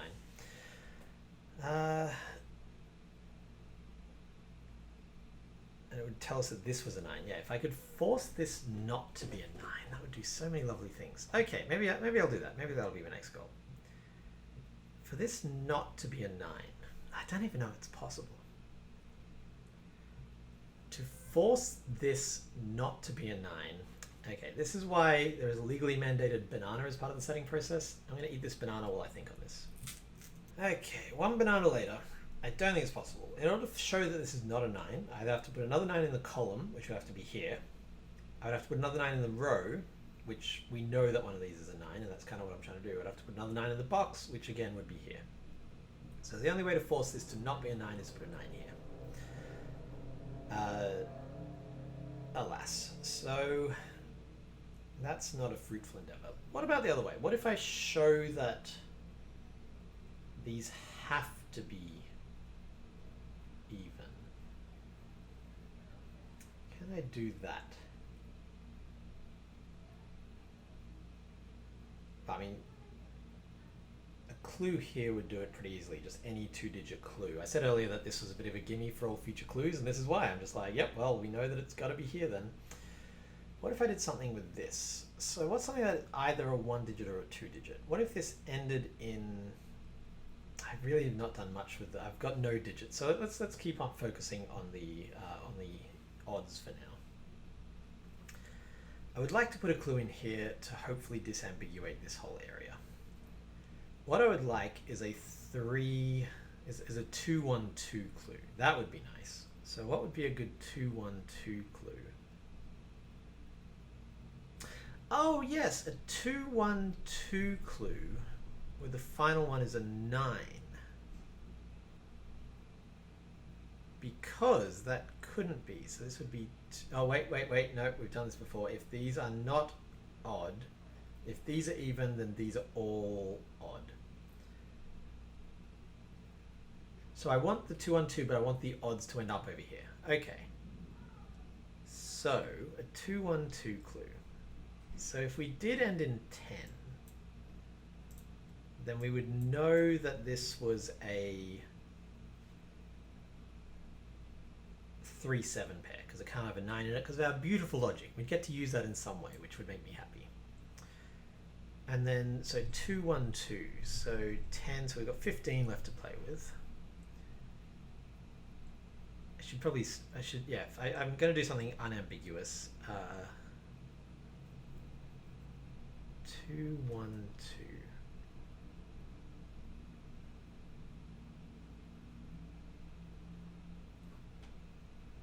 Let's do 9 blank 10. 9 blank 10. So 10 plus 9 is, yeah, this is not exactly what I said I was about to do, but I'm curious. 9 question mark 10. So if this was 9 question mark 10, this would have to be, what, 3, 7. 10 and 9 is 19. Take 25. This would have to be 6. So this would have to be 1, 5. This is a 5 and this is a 1. That all seems fine. So that's option 1. 9 blank 10. If this is not a 9, then this has to be the 9 here. And the 9 without just plopping a 9 in is 1, 3, 5. Now 1, 3, 5 is bad because now there's no way to make a 10. So we know that it's not a 3-digit something 10. So we know now that this has to be. Let me just make sure I'm right about that. Okay. If this can't be a 9. The 9 is in one of these 3. We've worked that out this way. So this can't be the 9, this can't be the 9. So if it's a singular 9, the 9 has to be here because it can't be here and still have enough room for 2 other things. So this would be 9. And then the blank is, well, the 10 is 3, 7. So the blank is 1 and 5. So it's 9, 6, 10. So that's how it would look. That's if it's a single digit 9. That's the only way of that going down. If it's not a single digit 9, then it has to be here. It would have to be 1, 3, 5. The 10 couldn't be 3, 7, nor could it be 1, 9, so that would break. Okay, so this clue 9 blank 10 has in fact given us 9 and then that, which does work. The 10 is a 3, 7. That didn't really use our X-wing of 9s, but that's okay. I'll pretend for my aching heart. The 9 disambiguates nothing here. Good job, 9, you useless cretin. But we do know. I don't want those at all. I can turn that off, which I think I will. Yeah, give me a splatter when I click. Splatter, splatter, how lovely. Okay, so 9, and then these are both evens. Something, something, 17. Well, the 17 is here. 17 has to be either 179 or 359. So this one has to be the, yeah, if it's 179, this is 971. If it's the other one, then it's 359. 539. So either way, this is a 9. This is a 9 now. This is a 1, which makes this a 7. This would be a 3. This is a 5. That makes a 5, 9 up here. That gives us at last our 9 from the first clue. I'm going to keep on just solving this until it inevitably breaks. 3, 5 here, 3, 5 here, 1, 7 here, 1, 7 here. This is not disambiguated at all, but I can add a clue that does so. I think I will, because otherwise I don't see how this is going to disambiguate. So let's make this Oh, interesting. The 1717 is not 1717 at all. I don't want to do it in here. I could do it in one of these two. What would be the most useful clue right now? This would give us 7, 1. 1 here.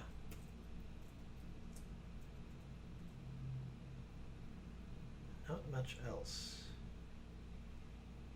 But fortunately this is all still very resolvable. Okay, so I'm going to do just a 1 at the start here. This can be a 1.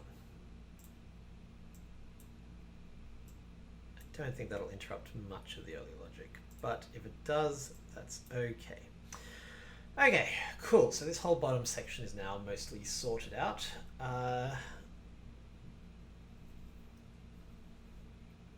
What else do we know?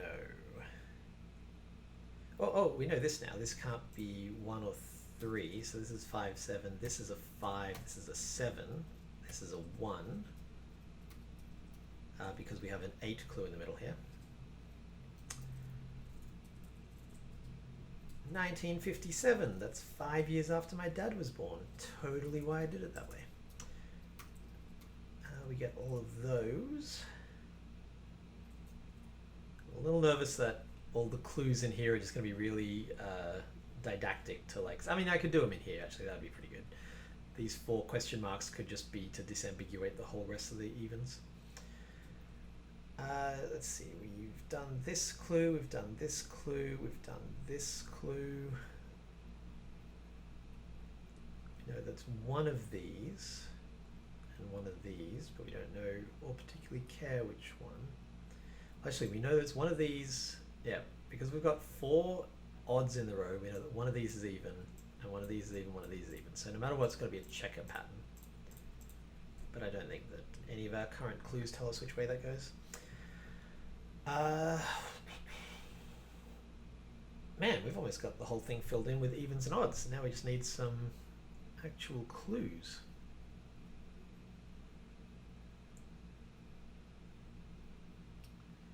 So I'm worried that any clue I give is just going to completely disrupt the first half of the solve path. I'm going to do what I often do during these, which is turn on treat pencil marks as given and just check that there are solutions. There are not. Why are there no solutions? Because there's nowhere to place a 9 in box 2. Because the 9 there, 9 there, 9 there, and 9 there mean that this has to be a 9, right? Why can that not be a 9? Probably because it also has to be a 5. Okay, so I'm glad I did that now. I should have really done that a lot earlier. We do have an impossible puzzle. Yeah, 5. Yeah, these have to be 5, 9. Oops. We can see just in this column, these have to be 5, 9, and this can be neither 5 nor 9. Dang it. Less than ideal, if I'm being perfectly honest. You know what? I think this 14 clue is now superfluous because we untangled this another way. So I'm going to go ahead and get rid of this 14 clue and then enter another time lapse as I again solve it without that 14 clue to see if the puzzle still breaks. I'll be back.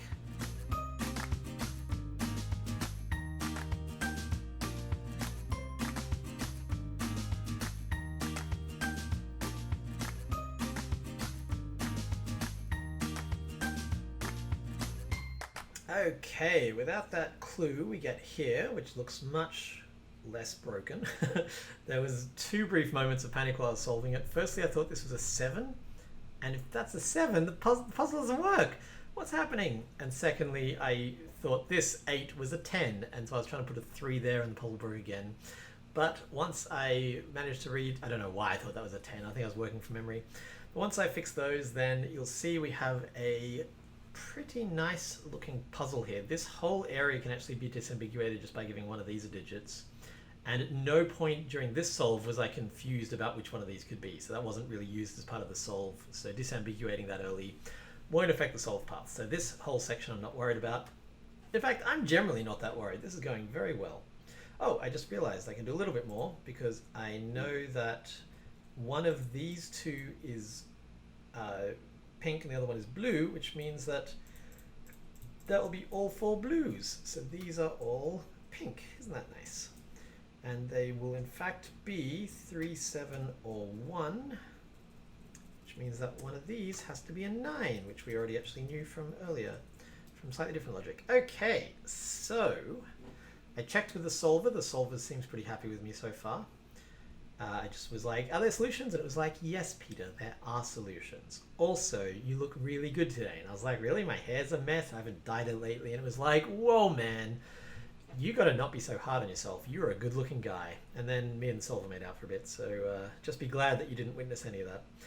So as you can see, this is actually a pretty minimalistic puzzle. And admittedly, it's missing a lot of digits, but not that many digits, really, when you think about it. Especially because we know, that yeah, it's pretty good. I'm pretty excited for this puzzle type. I think this is fun. So, what else can we do? Well, I wouldn't mind getting some digits in the what's this thing called? The board. I think I'm gonna wait until the end to do the evens because I want to get all of these odds in. We could look over here now. So putting pretty much either a 3 or a 7 in any of these spots would disambiguate this whole area. So even just a single 5 here, for example, would do a lot of work for us. So let's do that. Let's say this is a 5. No, I don't like that. Change my mind. What do I want to do? I want to work out this box. This box we had a little bit more when we had the earlier clue that broke the puzzle. Doesn't make it a good clue, but it did do some work for us. So what's something ambiguous? 12 is ambiguous. 12 is either 3, 9 or 5, 7. So let's put a 12 in. And then a question mark. And then oh, interesting. Just saying how many question marks there are will actually fill the rest of this in. So let's do one more question mark. Let's be a little bit nice. Okay, so 12 question mark question mark. Well, 12 has to be in 2, and then question mark, and then we have 2 digits left, so they have to go over here, which means this one can't be 3. This one's our 3, 7, 3. That is not going to ripple all the way down to here. 12 can either be 3, 9 or 5, 7. 3, 9 or 5, 7. So that means that one of these is a 1. And then, yeah, this is going to be 1, and then the other of, so yeah, if this is 3, 9, then this is 5, and this is 1, 7. If this is 5, 7, this is 9, and this is 1, 3. So this is 1, 3, 7. Oh, deadly pattern. That worries me. But it's not actually a deadly pattern because this is going to somehow resolve. So what we want to do is, how is this going to resolve actually? Well, maybe we can, yeah, if this is a 1, 7 pair, then this can't be anything. So this can't be 1, 7. So this has to be 1, 3. And now it's a deadly pattern. Because I'm pretty sure about that. This can't be 3, which means it can't be 9. So this is 9, this is 5, this is 5, 7. 3, 5, 7 means that we have a 1 and a 9 in here. But I think no matter what we do, nothing is going to disambiguate these 3. These are always going to be stuck in this pattern. Because I can't, yeah, it's like a swordfish. Okay, so we'll avoid that.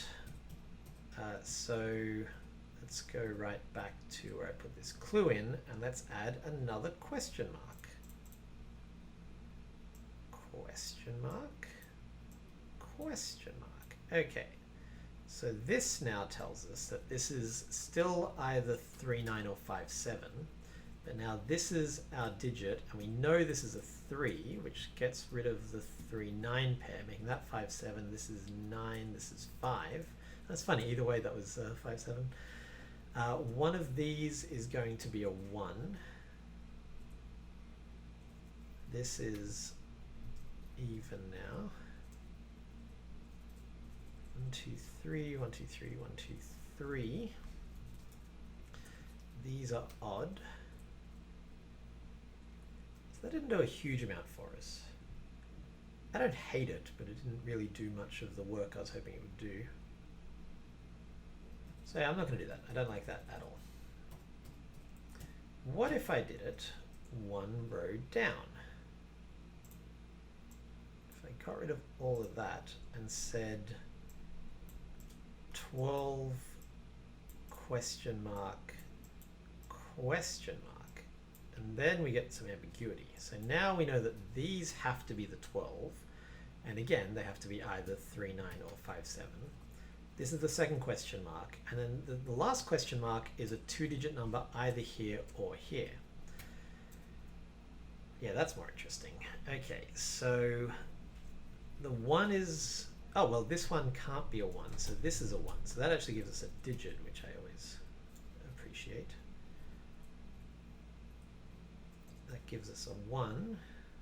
Gives us, oh no, are these not gonna disambiguate either? No, they should, because they're offset. Right? I think that's right. I'm going to proceed under the assumption that that's correct. Okay, so now we've got our 3. Why did that have to be a 1? I wasn't really listening to myself as I spoke. Yeah, because this has to be a shape or this has to be a shape. And if this is the shape, then where does the 1 go in this row? So cool, that is correct. I genuinely was not paying attention to myself as I solved that. Okay, so the 1 has to be over here somewhere. And in fact, we know it's not there, so that's a 1. That's a 1.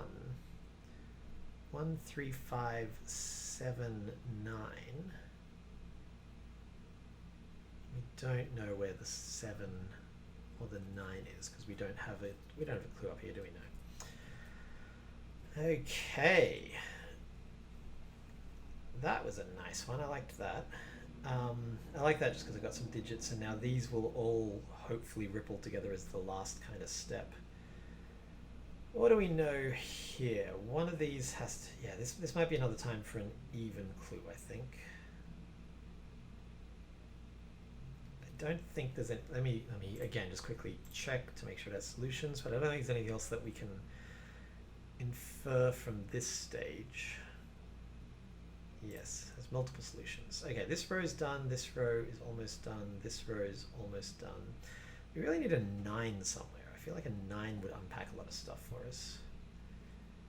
So what if we put a 9 in here? What if we, oh yeah, we could do this. We haven't done that yet. So if we did a 5, 9 pair, so if we made this question mark into a 14, oh, I gotta go soon. This has been a longer video than even I anticipated. This is gonna be a 14. So that tells us that these have to be odd. One of these have to be odd. Specifically, they have to be a 5, 9 pair, which we can disambiguate because we have that 5 at the bottom. That gives us, this is a 9. This is a 3 or 7. That's a 7. That's a 3. That's a 7. That's a 3. 7, 3. This can't be 3, 9 now. This has to be 5, 7. So that's a 9. That's a 5. You know that one of these is a 3. Oh man, that rippling, I thought that was going to come all the way down to here, but it doesn't. One of these is a 3. One of these is a 9. 1, 2, 3, 4, 5. So this one is odd now. That's our 4 odds. So these are both even. So that's a 3, that's a 9, that's a 5, 3, 5. Oh no, don't you dare. Oh my goodness, no! Oh, I did not expect that to not ripple back. Oh, what a beast. What a beast. Have I missed something here? Can the solver do it? Oh no, there's no solution. Box 1 can't have a 9. That's bad. Box 1 needs a 9. Wait, what have I done? Why did I close that off at that stage? Hang on. I've miscounted something. Let's undo. This is all right so far. One of these has to be a 9. It has to be this one. Which means that this has to be a 9. One of these has to be a 3. Can't be this one, so this has to be a 3. Did I just solve it badly, or is the puzzle actually broken? That ripples down to be 5, 3, 5. So still not resolving, which is a little worrying. 7, 5. Oh no, you deadly pattern. Is that... Okay, so yeah, I just missolved. As I said, I'm not a particularly good solver. Okay, this deadly pattern. Oh, I thought I had it. So let's undo. I've got to resolve this. The only way this resolves is if this is a 5. So I need to force a 3 into one of these, it looks like. So whatever I just did, whatever the last clue I gave, I just got to reverse it basically.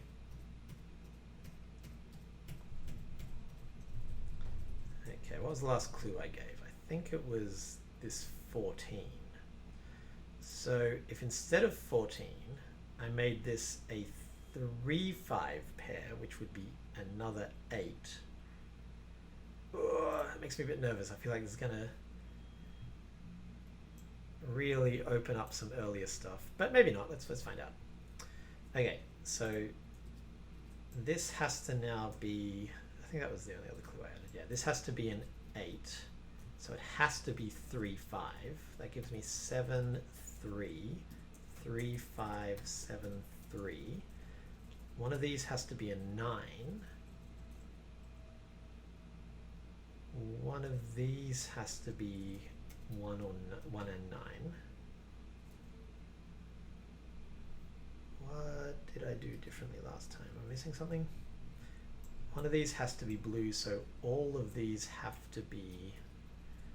Oh, and they can't be 9, so these have to be 1, 3, 5, 7. These can't be 7. Oh, I thought this was going to solve all of life's woes. Here we go, the 12. How can that be 12? That can't be 12 now. Nope, okay, that clue clearly doesn't work. Yeah, what?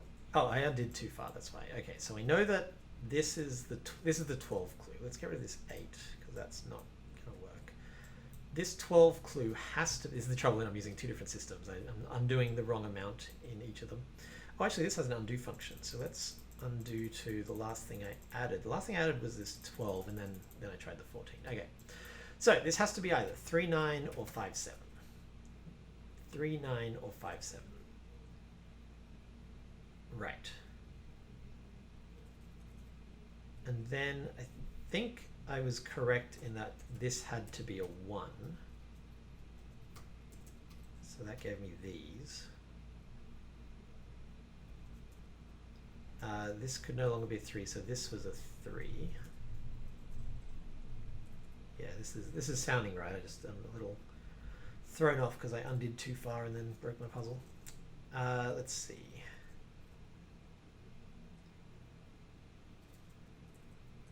No matter what, at least one of these has to be odd, which means at least one of these has to be odd. Yeah, these can't be 4 odd numbers because... Wait, why do I think that's true? I'm really thrown now. In about 15 minutes, I'm going to have to pause and I'll have to come back after my evening event. I run, just in case you're interested, I run an online game of Werewolf, which is a lot of fun. This can't be 1, this can't be 1, this can't be 1. So we know that this is a 1. Yes, I run a group of online werewolf players and we have a good time. But as the person who runs it, I gotta be present. So we know that this is a 1. Why do I think this can't be odd? Yeah, in my head that's just a fact that I can't quite work out why. Okay. Okay, I've got to put a 7 somewhere. I can put a 7 in here. I've got to put 5 and 9 somewhere. these were 5, 9, that would break the top puzzle. That was the issue. Yeah, this has to be either 3, 9 or 5, 7. So by putting an 8 in here, I forced, yeah, I did something bad. Don't do that. Okay, so I think this is where I was. This feels like a pretty good spot. I'm going to mess around for another 10 minutes before I go. So what I want is for this to be a 5. If this is a 5, it untangles the whole thing. So this has to be a 3. So this has to be a 5. That's the challenge. I don't know how to do that. If I made one of these a 9, that would be a very transparent way of doing it. Because if one of these is a 9, this has to be a... No, sorry. And I want this to be 3, 5, 3, 5. Yeah, so if one of these was a 9, this would have to be a 5, 7 pair. But I don't think it disambiguates which one it is.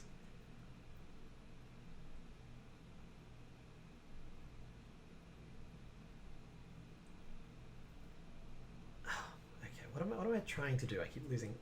This has to be a 3, because if this is a 3,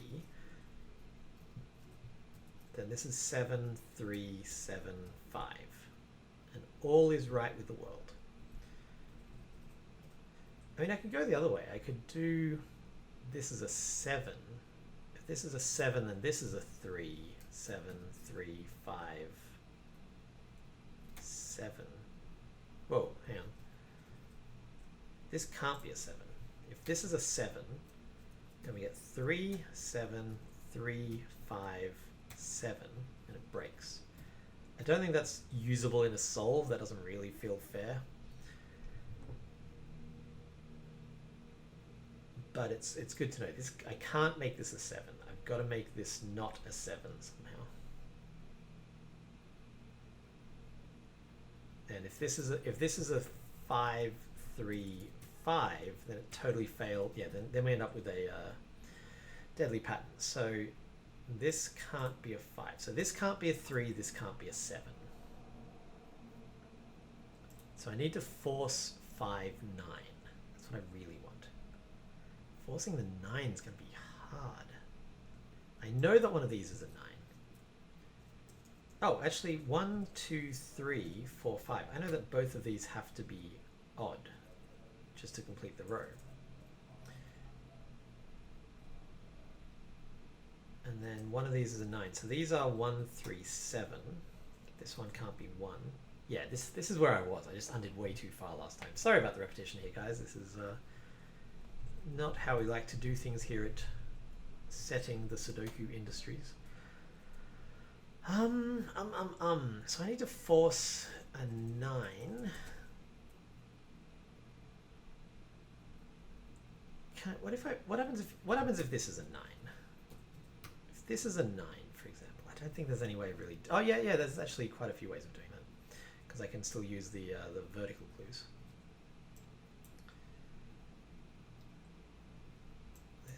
3, 5, 5, 9 have got to be in here. So 5's actually got to be one of these two. 9 can be any of these. 3 has to be either here, here, or here.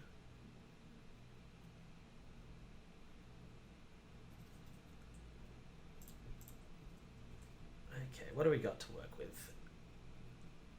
We could say question mark, question mark, question mark, 5. Be a very blatant way of doing it. Don't love that.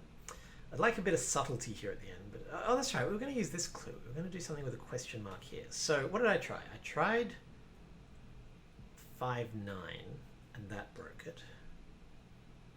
I tried 8. So what's 5, 9? 5, 9 is 14. I tried 14. I tried 8. What's in the middle? I think I tried 10. Did I try 10? No, I didn't try 10. Let's try 10 just to see if it works. Oh wait, there's nothing that can be 10 because that's can't be 1, 9, can't be 3, 7. 12? Did I try 12? 12 would have to be 3, 9. That would give me 7.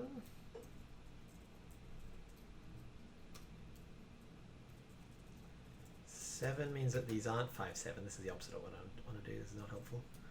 5, 9. That would force a 5 up here. Yeah, this is bad. This doesn't help at all. Because I think now these 3 7s. Oh wait, no, this has to be a 1. I think that's had to be a 1 for ages. Oh, here we go. 3, 7, that's a 9, that's a 3, that's a 7, that's a 3, that's a 7, that's a 3. Doesn't help me down here, alas, but this has to be 7 to complete the column. One of these has to be 5, and I don't want 5, 3, 5, 3. Oh, I do want 5. I do want this to be a 5. Okay, so one of these has to be a 5. This is good. This is very good. So I might even be able to, yeah, this might work. I'm always so delighted when things work. Is there any other Sudoku I can do? I need to work out which one of these is a 9. That's this one. Let's just check that the puzzle isn't broken. We found hidden quadruples is just it being like, there's no even numbers in the box. What are you even doing? Okay, so it's not broken. And so now I could use one more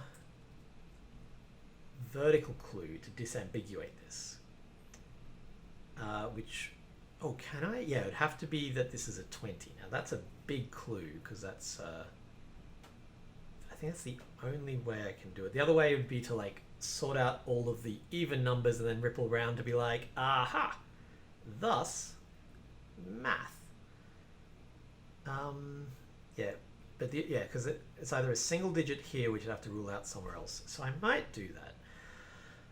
I probably don't have time to finish it, but let's get as far as we can. Why not? So let's make this 2, 4, 6, 8, just for ease of readability. So 2, 4, 6, 8. Now that's not going to be enough to give us anything. We need to give some other clues elsewhere. So we know that this is a 10, 10. So this is either 8, 2 or 4, 6 in some order. This is either 4, 6 or 2, 8 in some order. Which means we know that there's a 6 across here. Pardon my sudden nasal. There's a 6 down here, which means there's a 6 down here. Don't think, I mean, we can just fill in all the, oh, here we go. We know that this is either 6 or 8. So this is 2, 4, 8. Sorry, yeah, this is 2, 4, 6, with this one not being a 6. But yeah, that's I think all that we can get from that. So what's another clue we could put in? So this is where I'm like, okay, can I disambiguate this whole bad boy with just a clue? For example, yeah, there's not quite enough information. There's nowhere near enough information. We know that one of these is a 6.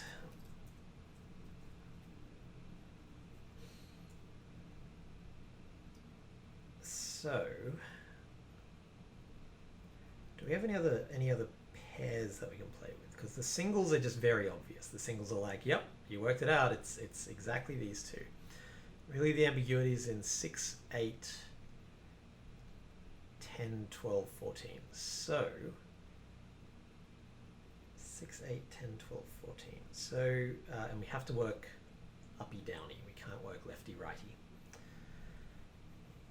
So if I made this one, for example, 6 and then question mark, that's not immediately obvious because we don't know if this is a 2, 4 or what. But now we know, hey, this is a 6.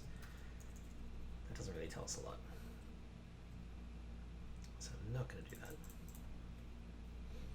The good thing here is that I think it's going to be relatively hard to break this half of the puzzle because it would be quite impressive. Okay, what's a 3-digit that has to have a 6 in it? 12. Yeah, let's make this 12, which is ambiguous, and then question mark. So now we know this is a 3-digit that has to have a 6 in it. So this has to be 6. And these have to be 2, 4, which makes this a 6, which makes this an 8. Oh, that's not good, because these have to sum to 10, I'm pretty sure. Can't do that. So whatever, these will also sum to 10, just definitionally. So this has to be 16, but 16 is not ambiguous. Or it has to be not 16. Not 16 would be impossible. Dang it. Dang it, dang it, dang it.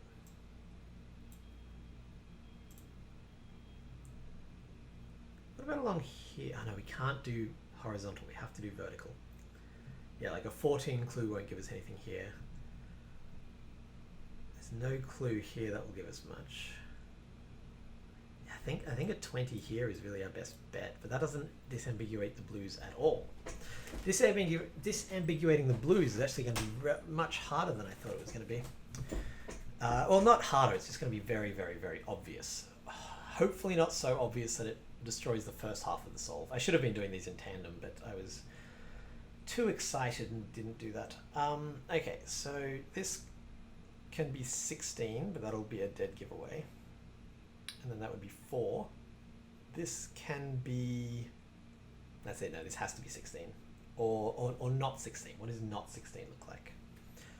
Not 16 is this is a 10, so this would have to either be 12. Wait, what did I just think was happening?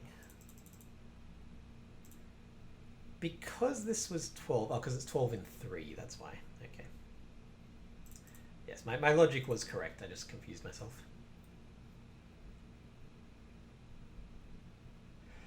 Okay, at this stage I'm going to have to pause, but I will run my game of Werewolf and then come back, and we've just got the evens to go. We're on the home stretch, so I will see you momentarily. I'm just going to take a screenshot of this, because if I lost all of this, I'd be very annoyed. Okay, I am back. The werewolves killed a seer overnight, and then the village hung a villager. Oh, what a wacky time. You really missed out by not being invited to play. So, let's see. When we left, we were at this point. I think we would try to disambiguate all of the even numbers, and I think I was having a rough time with it. So, one obvious thing I could do is just split these up and be like, nope, because I can only go vertical. So, let's see. I could make this a 14. That would not help at all. Oh, this is actually going to be harder than I thought. Okay, so what do we got down here? We've got, it has to be a 6. So this can either be 12, 16, or 18. What if we, is 12 ambiguous? Yeah, so what if we made it question mark 12? Now, we know now that this has to be 2, 4, 6, but at the earlier on that'll hopefully be ambiguous enough that it's not going to obviously give something away. So that's a 2, 4, 6 triple, that makes this an 8. This has to be 2, 4, 6, which makes this an 8. Okay, so I suspect that's not going to work.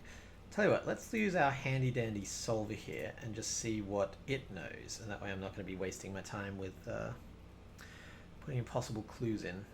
This solution path thing is really handy for just, you know, just locking down these pencil markings. I'm sorry, it's several hours later now, so I'm getting back into the rhythm of things. Okay, so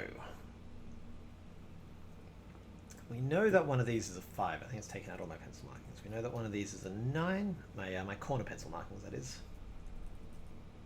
This is a 2, 4, 6 triple. So one of these has to be an 8. One of these has to be an 8. So if I force this one to be an 8, that will also force this and this to be an 8. That's not bad. So that's just the thing I said a few seconds ago, isn't it? Where I make it question mark or 12. If this is an 8, then that's an 8, and that's an 8. Okay, so let's try that. Question mark 12.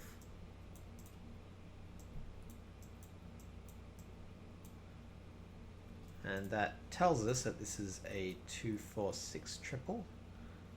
And this one must be an 8. So this one must be an 8. So this one must be an 8. This can't be an 8. This can't be an 8. This can't be an 8. These, oops, oh, these can't be 8. So that tells us this is 8, which makes this 2. This might unravel. Oh wow, this is going to unravel a lot. That's a 6, that's a 4. These are neither 2 nor 8, so that's a 6, that's a 4, that's a 2. Is this really going to just unlock the whole puzzle? Oops, hang on, what was that? This can't be a 6 or a 2 or a 4, so that's an 8, that's a 2. Wow, this is... Oh no! What happened there? Okay, so that could have been bad solving, or it could be that this clue is impossible. I'll tell you what, rather than waste your time and mine, let's take advantage of this magnificent setter and see what it works out from there. So it works out this much. Okay, so this proves that this one can't be a 2.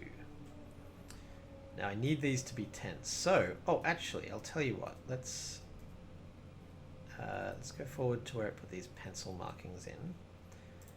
So one of the many tools in this is actually a killer cage. So I can tell it that these add to 2, and that that these add to 10, and that these add to 10, and that I think that's all the ones that we have. These add to. Oops. I don't want that.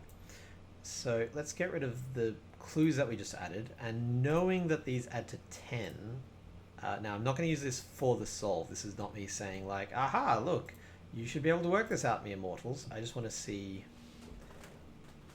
the 10 cage cannot include 1, 3, 7, or 9, therefore is not 1, 9, or 3, 7. You're correct, Silver, you are correct. The point of this is just to narrow down our pencil markings. Not for the actual solve, but just for when I'm... Actually, this has to be a 10 as well. Does that help? So the point of this is just to make sure that I don't put an impossible sum in. So, for example, these two have to be 10, which I hadn't considered before. So what did I try to do? I made this an 8. So that would immediately make this a 2, because these have to sum to 10. So now when I put, say, a 2 in here, no solutions. If I put an 8 in here, we know that this has no solutions. So what if I put a 6 in here? Okay, not too shabby. And if I put a 4 in here, also, okay, so I know that I can't do anything that makes this a 2 or an 8. So if I was to make this a 4, that would make these, what, a 16? Or if I made it a 6, these would be a 14. 14 I prefer, just because 14 has multiple things, so it doesn't, this clue being there doesn't immediately make you go, oh, well, I know what this is going to be then. Because I'm trying not to disrupt the earlier parts of the solve path. So, let's go with question mark 14. And that tells me that this is a 6, which means, this is the important part, this can't be a 6-4 pair.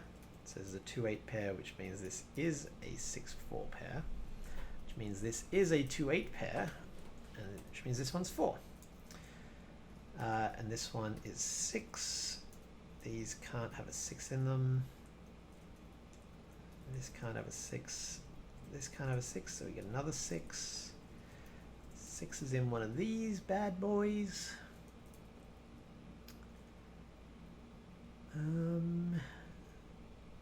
Now this gave the solver a whole bunch of digits, which I'm not getting. Aha, these can't be 6, and this can't be 6, so that puts a 6 down here, a 6 down here. 6 is now locked into one of these two. Wait, that's not true. 6 can be any of these. Nope, 6 is here, 6 is here, which means 6 is actually definitely here.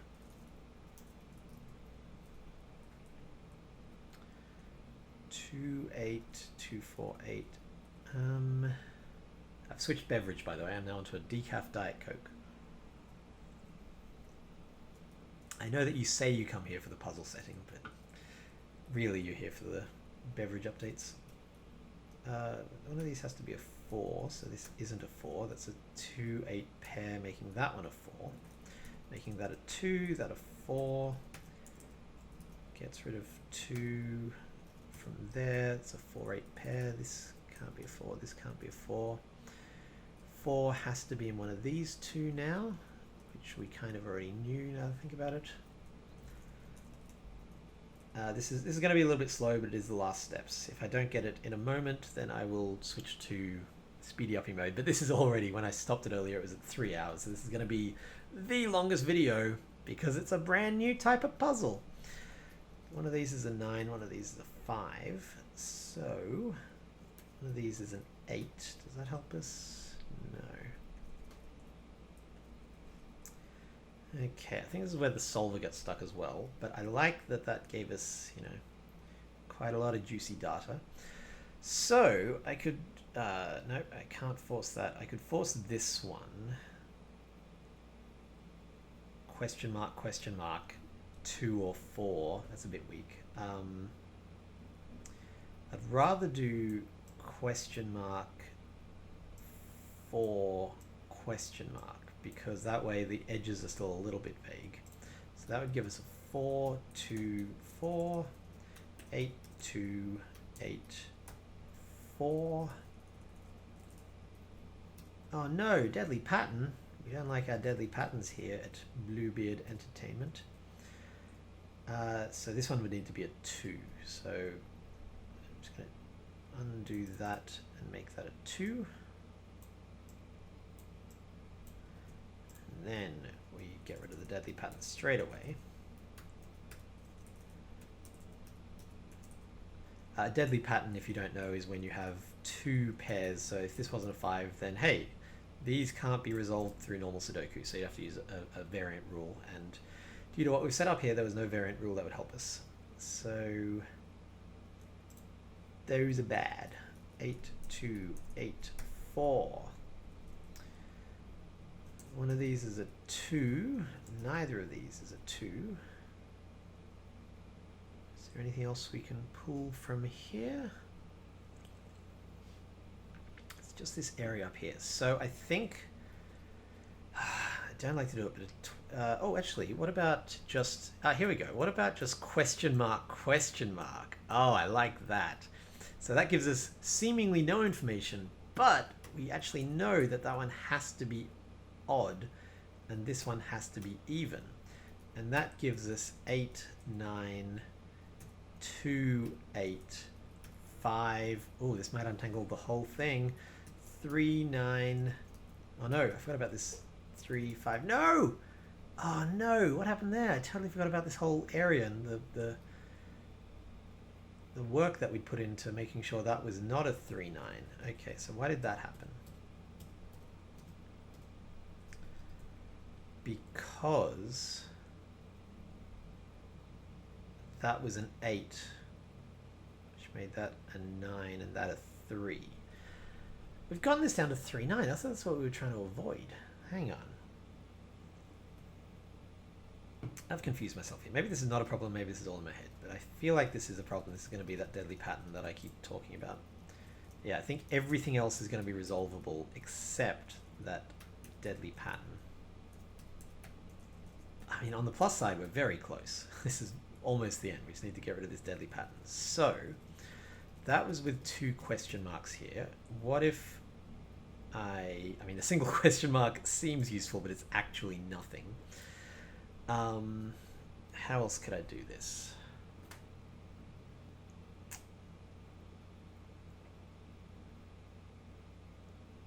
Let's see. Man, that was such a nice... Okay, so let's make sure that this resolves the other way. If this is a 9, yeah, if this is a 9, we're fine, because that's a 3, 7, 3, 7, 5, 3, 5, 3.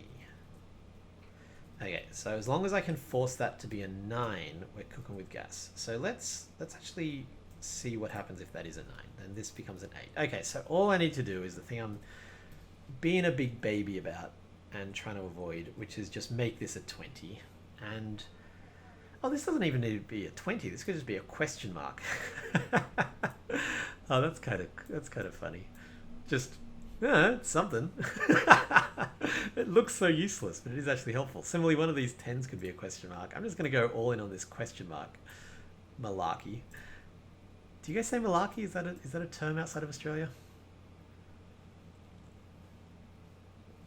That's quite funny. Any other question marks I can add? Okay, so. I mean, I could. No, I can do it with just a single question mark.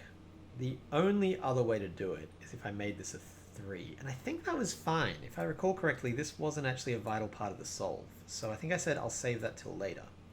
Well, later has come. 3, 5, 3. Yeah, that'll do it. Okay, so let's try that as a 3. Unpacking all the things is fun for my hands. 3, 9. That's 8, 2. That can't be 2, 8, or 6, so that is a 5. That is an 8, 2.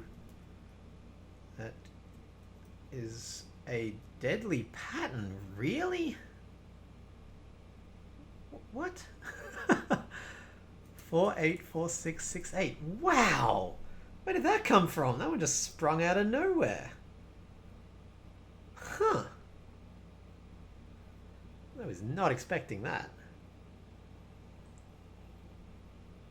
I'm not missing anything, right? That is clearly a deadly pattern.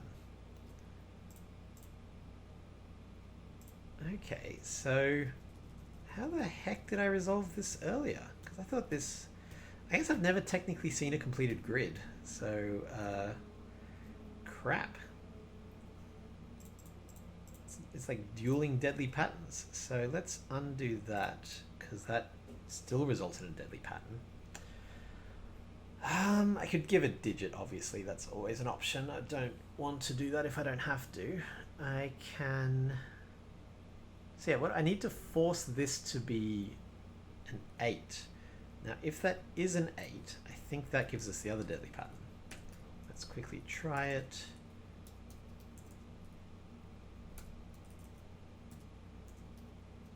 Nine, 3, 9. Oh, maybe not. No, that's fine. So, okay. I should play it out just to make sure I don't encounter a new, sudden, unexpected deadly pattern at the end. 2, 5, 3, 5, 3, 7, 3, 7, 5. Okay, so if I can force an 8 here, I don't think I can force an 8 here, but how could I force an 8 here? Well, one way... Why was that not forced to be... Oh, because of that 8, right. So if I can force an 8 here... I could just start with a given 8, but it just disrupts so much. Like, this early part of the solve is just given, and it also would mean suddenly a digit in a puzzle that otherwise has no given digits whatsoever. So I'd rather not, but I can if I need to. Yeah, the issue is that if one of these is a 2, it's a deadly pattern, so I need to make one of these a 2. But if I make one of these a 2... So let's see what happens if this is a 2. 2, 8...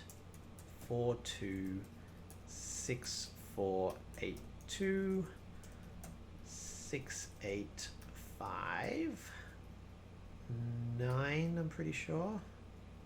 Yeah.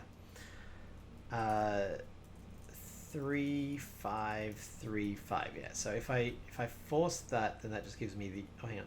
Yeah, no, I just mistyped. That just gives me the other deadly pattern. Because I can force a 2 there very easily. If I force a 2 here, it creates this deadly pattern. If I force a 2 here, it creates this deadly pattern. So... Crap. This is so late in the puzzle to be like... Because like, there's just not room for me to add any clues anywhere. If I force a 9 here, that creates this deadly pattern. Can I force... No, I can't force anything there. I could give a starting 5, I guess. That would solve it. And again, there's actually nothing wrong with giving us a force, just a starting digit. Like a grid with 1 digit is not hideous. I'm acting like, oh no, I don't want to do that. That would ruin my otherwise perfect puzzle. It's just I would rather a solution that didn't do it, but 1 is not obvious to me. If you've watched my earlier videos, you'll have sometimes seen me like desperately trying to avoid these deadly patterns at the risk of all common sense. In this case, I don't think I'm being wackadoodle. What's the one that we start with? We know very early on that this is a 5, so I could take out all the other logic and just give a... I'm sorry, that we know this one is odd. I could just give that fairly early on, and that would have to be a 5... No, sorry, a 3 here to resolve that whole thing. That is a possibility. Are any of these question marks useful? No. No, because if I force the deadly pattern here, it creates the deadly pattern here, I'm pretty sure. Let me quickly follow that through. If I make this a 5, this is a 3. 3, 9, 3, 9. What actually does it? What kills it? That's a 5, that's a 2. And there it is, yeah. So if I do whatever I just did then, if I plop a 5 here, that doesn't help. I mean, could I do both? Is there any way to do 2 things to resolve this? No. Because yeah, the clue here results in this deadly pattern. And the clue here results in this deadly pattern. Oh boy, what a conundrum. So I know this is a 4-6. I know this is a 6-8. Yeah, because I've segmented my clues so firmly. If you do see something obvious, by the way, let me know in the comments and I will update the final puzzle to include it, because right now I'm just leaning towards a given digit somewhere. The alternative is obviously just undo some logic, but I don't really want to backtrack that much so close to the end. Oh wait, hang on. Oh, this is a 12. I was like, I know this is a 12? Why have I not been using that? No, I know that this is a 12. I don't know anything about this. I mean, I know a lot, but not the useful part. I'm guessing the solver can't solve anything at this point that I've missed. No. Okay, so I think I just need a given digit, and I think a given digit here interrupts. No matter, the thing is, this is all tying right back to the start of the puzzle. This is right at the start of the puzzle. This is right at the start of the puzzle. Like, these are the first 2 steps. In the first 2 steps, I've somehow created a deadly pattern right at the end. These are not. These are relatively recent. But these were kind of... These came out of what I had so far. This one's not recent. This one, I guess, yeah, this is the only recent one, but that was just me being like, well, I already know everything else, so it has to be this. I could put a given digit up here. That wouldn't offend me too much, actually. Yeah, I don't mind that. So, let's do my double question mark. My double question mark was my favorite way to get out of this. So what does that give me? That gives me 8, 9... Oh, I think that gives me this deadly pattern, but let's... sorry, I realize you've just seen me do this a dozen times, but I got to play it through because I just have no memory. Yeah, that gives me this deadly pattern. So I can put a digit down here to fix that. Which is not the end of the world. And then the alternative was just plopping a 5 in here. So I think I like that more. I do like this double question mark. That's a nifty little trick. I might use that on future puzzles that I set. But for now, I'm just going to go ahead and give myself a nice little gift of a 5.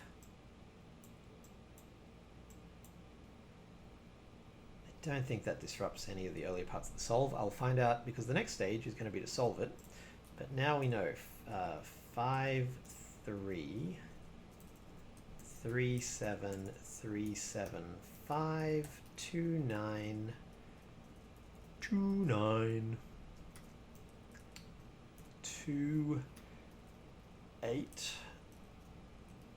3, 9, 8, 2. I wish there was a clue somewhere I could give, but there is not. This has to be, I think, 5, and then this deadly pattern. So we're just going to have a given starting digit of an 8 in the corner, and that'll give us 6, 4, 6, 8, 4. And there we have it. So that's my lovely little puzzle. Very happy with this. This is a... I wasn't even sure if this rule set would work, let alone result in a unique... you know, without, as you've seen, without a lot of tweaking, I was able to I mean, I had to add a given digit, but again, that's just how life goes somewhere. So the next stage is I'm going to reset and try to solve just from these clues. I will not make you watch me do that because it's so slow. That'll be a time lapse. And then I'll come back and let you know my final thoughts.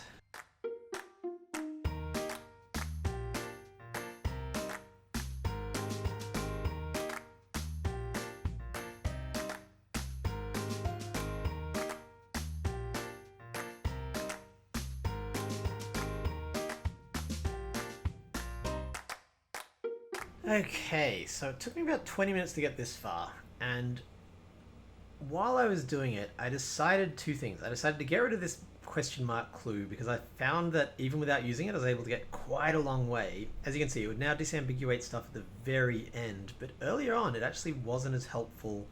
It wasn't necessary. Like, when I first constructed this puzzle, that was the second step, but there's so much else added that without that, this is how far we managed to get, so I wanted to see what happened without that.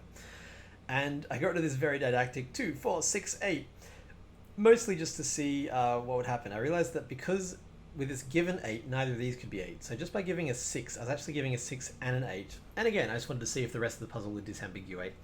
I think either one of these clues would now be enough to disambiguate the whole rest of the puzzle. Like if I made this a 2, this is a... Anyway, what I want to try is that clue that I cut. So, what happens if I make this a double question mark now? Because I thought that double question mark was really quite nifty. And I just want to see if the puzzle will solve with this new clue. So if this is a double question mark, then that means this one has to be this, this, this, this. And that gives me 6, 9, 2, 9, 6. Not enough, because we still have this lovely deadly pattern here. Now I can very easily disambiguate that by just adding something here, but I just want to quickly take a peek at it and see if there's anything that I'm missing. I like the double question mark clue. I think that's quite a little fun one right at the end. Obviously it won't help me with the rest of the puzzle because all the bits are in place, so now it's just a specific digit somewhere, and the obvious place to do that would be right here. Yeah, I'm not seeing anything else that'll solve that, so if I just go ahead and I'll add the... it doesn't really matter. I'll put a 2 in the middle. That way it's not 2, 4, 6, 8. So that's now question mark 4, 6 question mark. And because of the given 8, that actually gives us... Oh man, I wonder if without the 8... we'd still have a deadly pattern here. If I didn't know that, yeah, I probably would have been. I'm tempted to, because that was only a 20-minute solve. I'm tempted to get rid of the given 8 and solve again with this information now, because this is a slightly different puzzle to what it was. You know what? I'm going to do it. This is already the world's longest video, so let's get rid of all these tick marks, which I was using as I went to see which clues I'd used. So again, I'm going to solve, I say this all the time, setting is solving. It's just trying a thing and solving it, and trying a thing and solving it. So I'm going to see now if I get rid of this given 8 with just what we have here, because I could, instead of the given 8, this could now be 14. I don't know. I don't know if that'll fix anything. Yeah, so I'm gonna get rid of the given 8 and see how it solves. So I'll see you in a minute.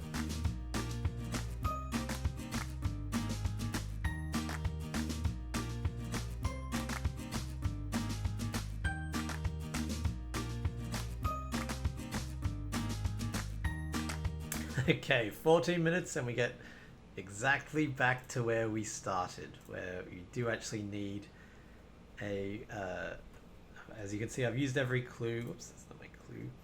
I've used every clue. I have solved it completely logically, and the only thing I need is to differentiate a slightly different deadly pattern to last time. Last time I didn't include these for some reason. I'll just quickly make sure that I'm not missing anything here.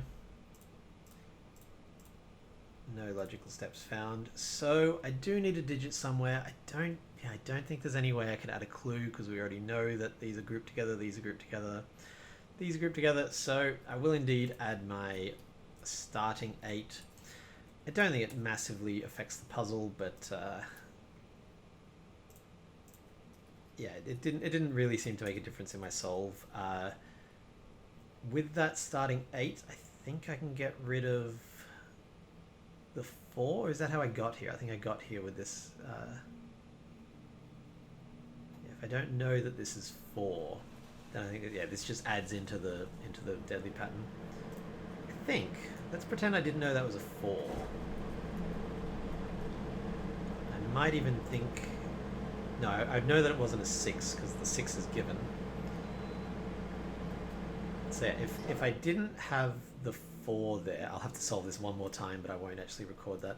If I didn't have the 4 here and this was just another question mark, I would have known 2, 4. The trouble is I don't know for sure that I didn't use that logic elsewhere, but let's pretend that I don't think there's anywhere that I particularly would have used it. Anyway, I would now know, however, 4, 2, 4,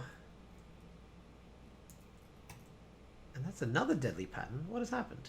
Oh, right, because that's if it's 2, 4. Is if I make it 4, 2. Yeah, so I do need a digit in here, and I actually want it to be a 2 in the middle here.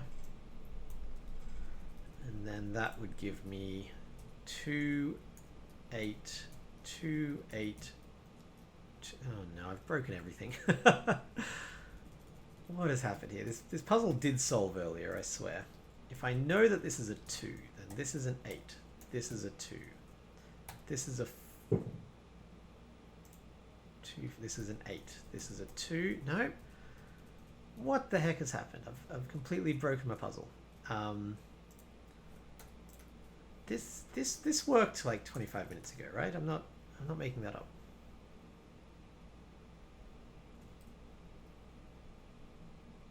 Is this even solvable at this point?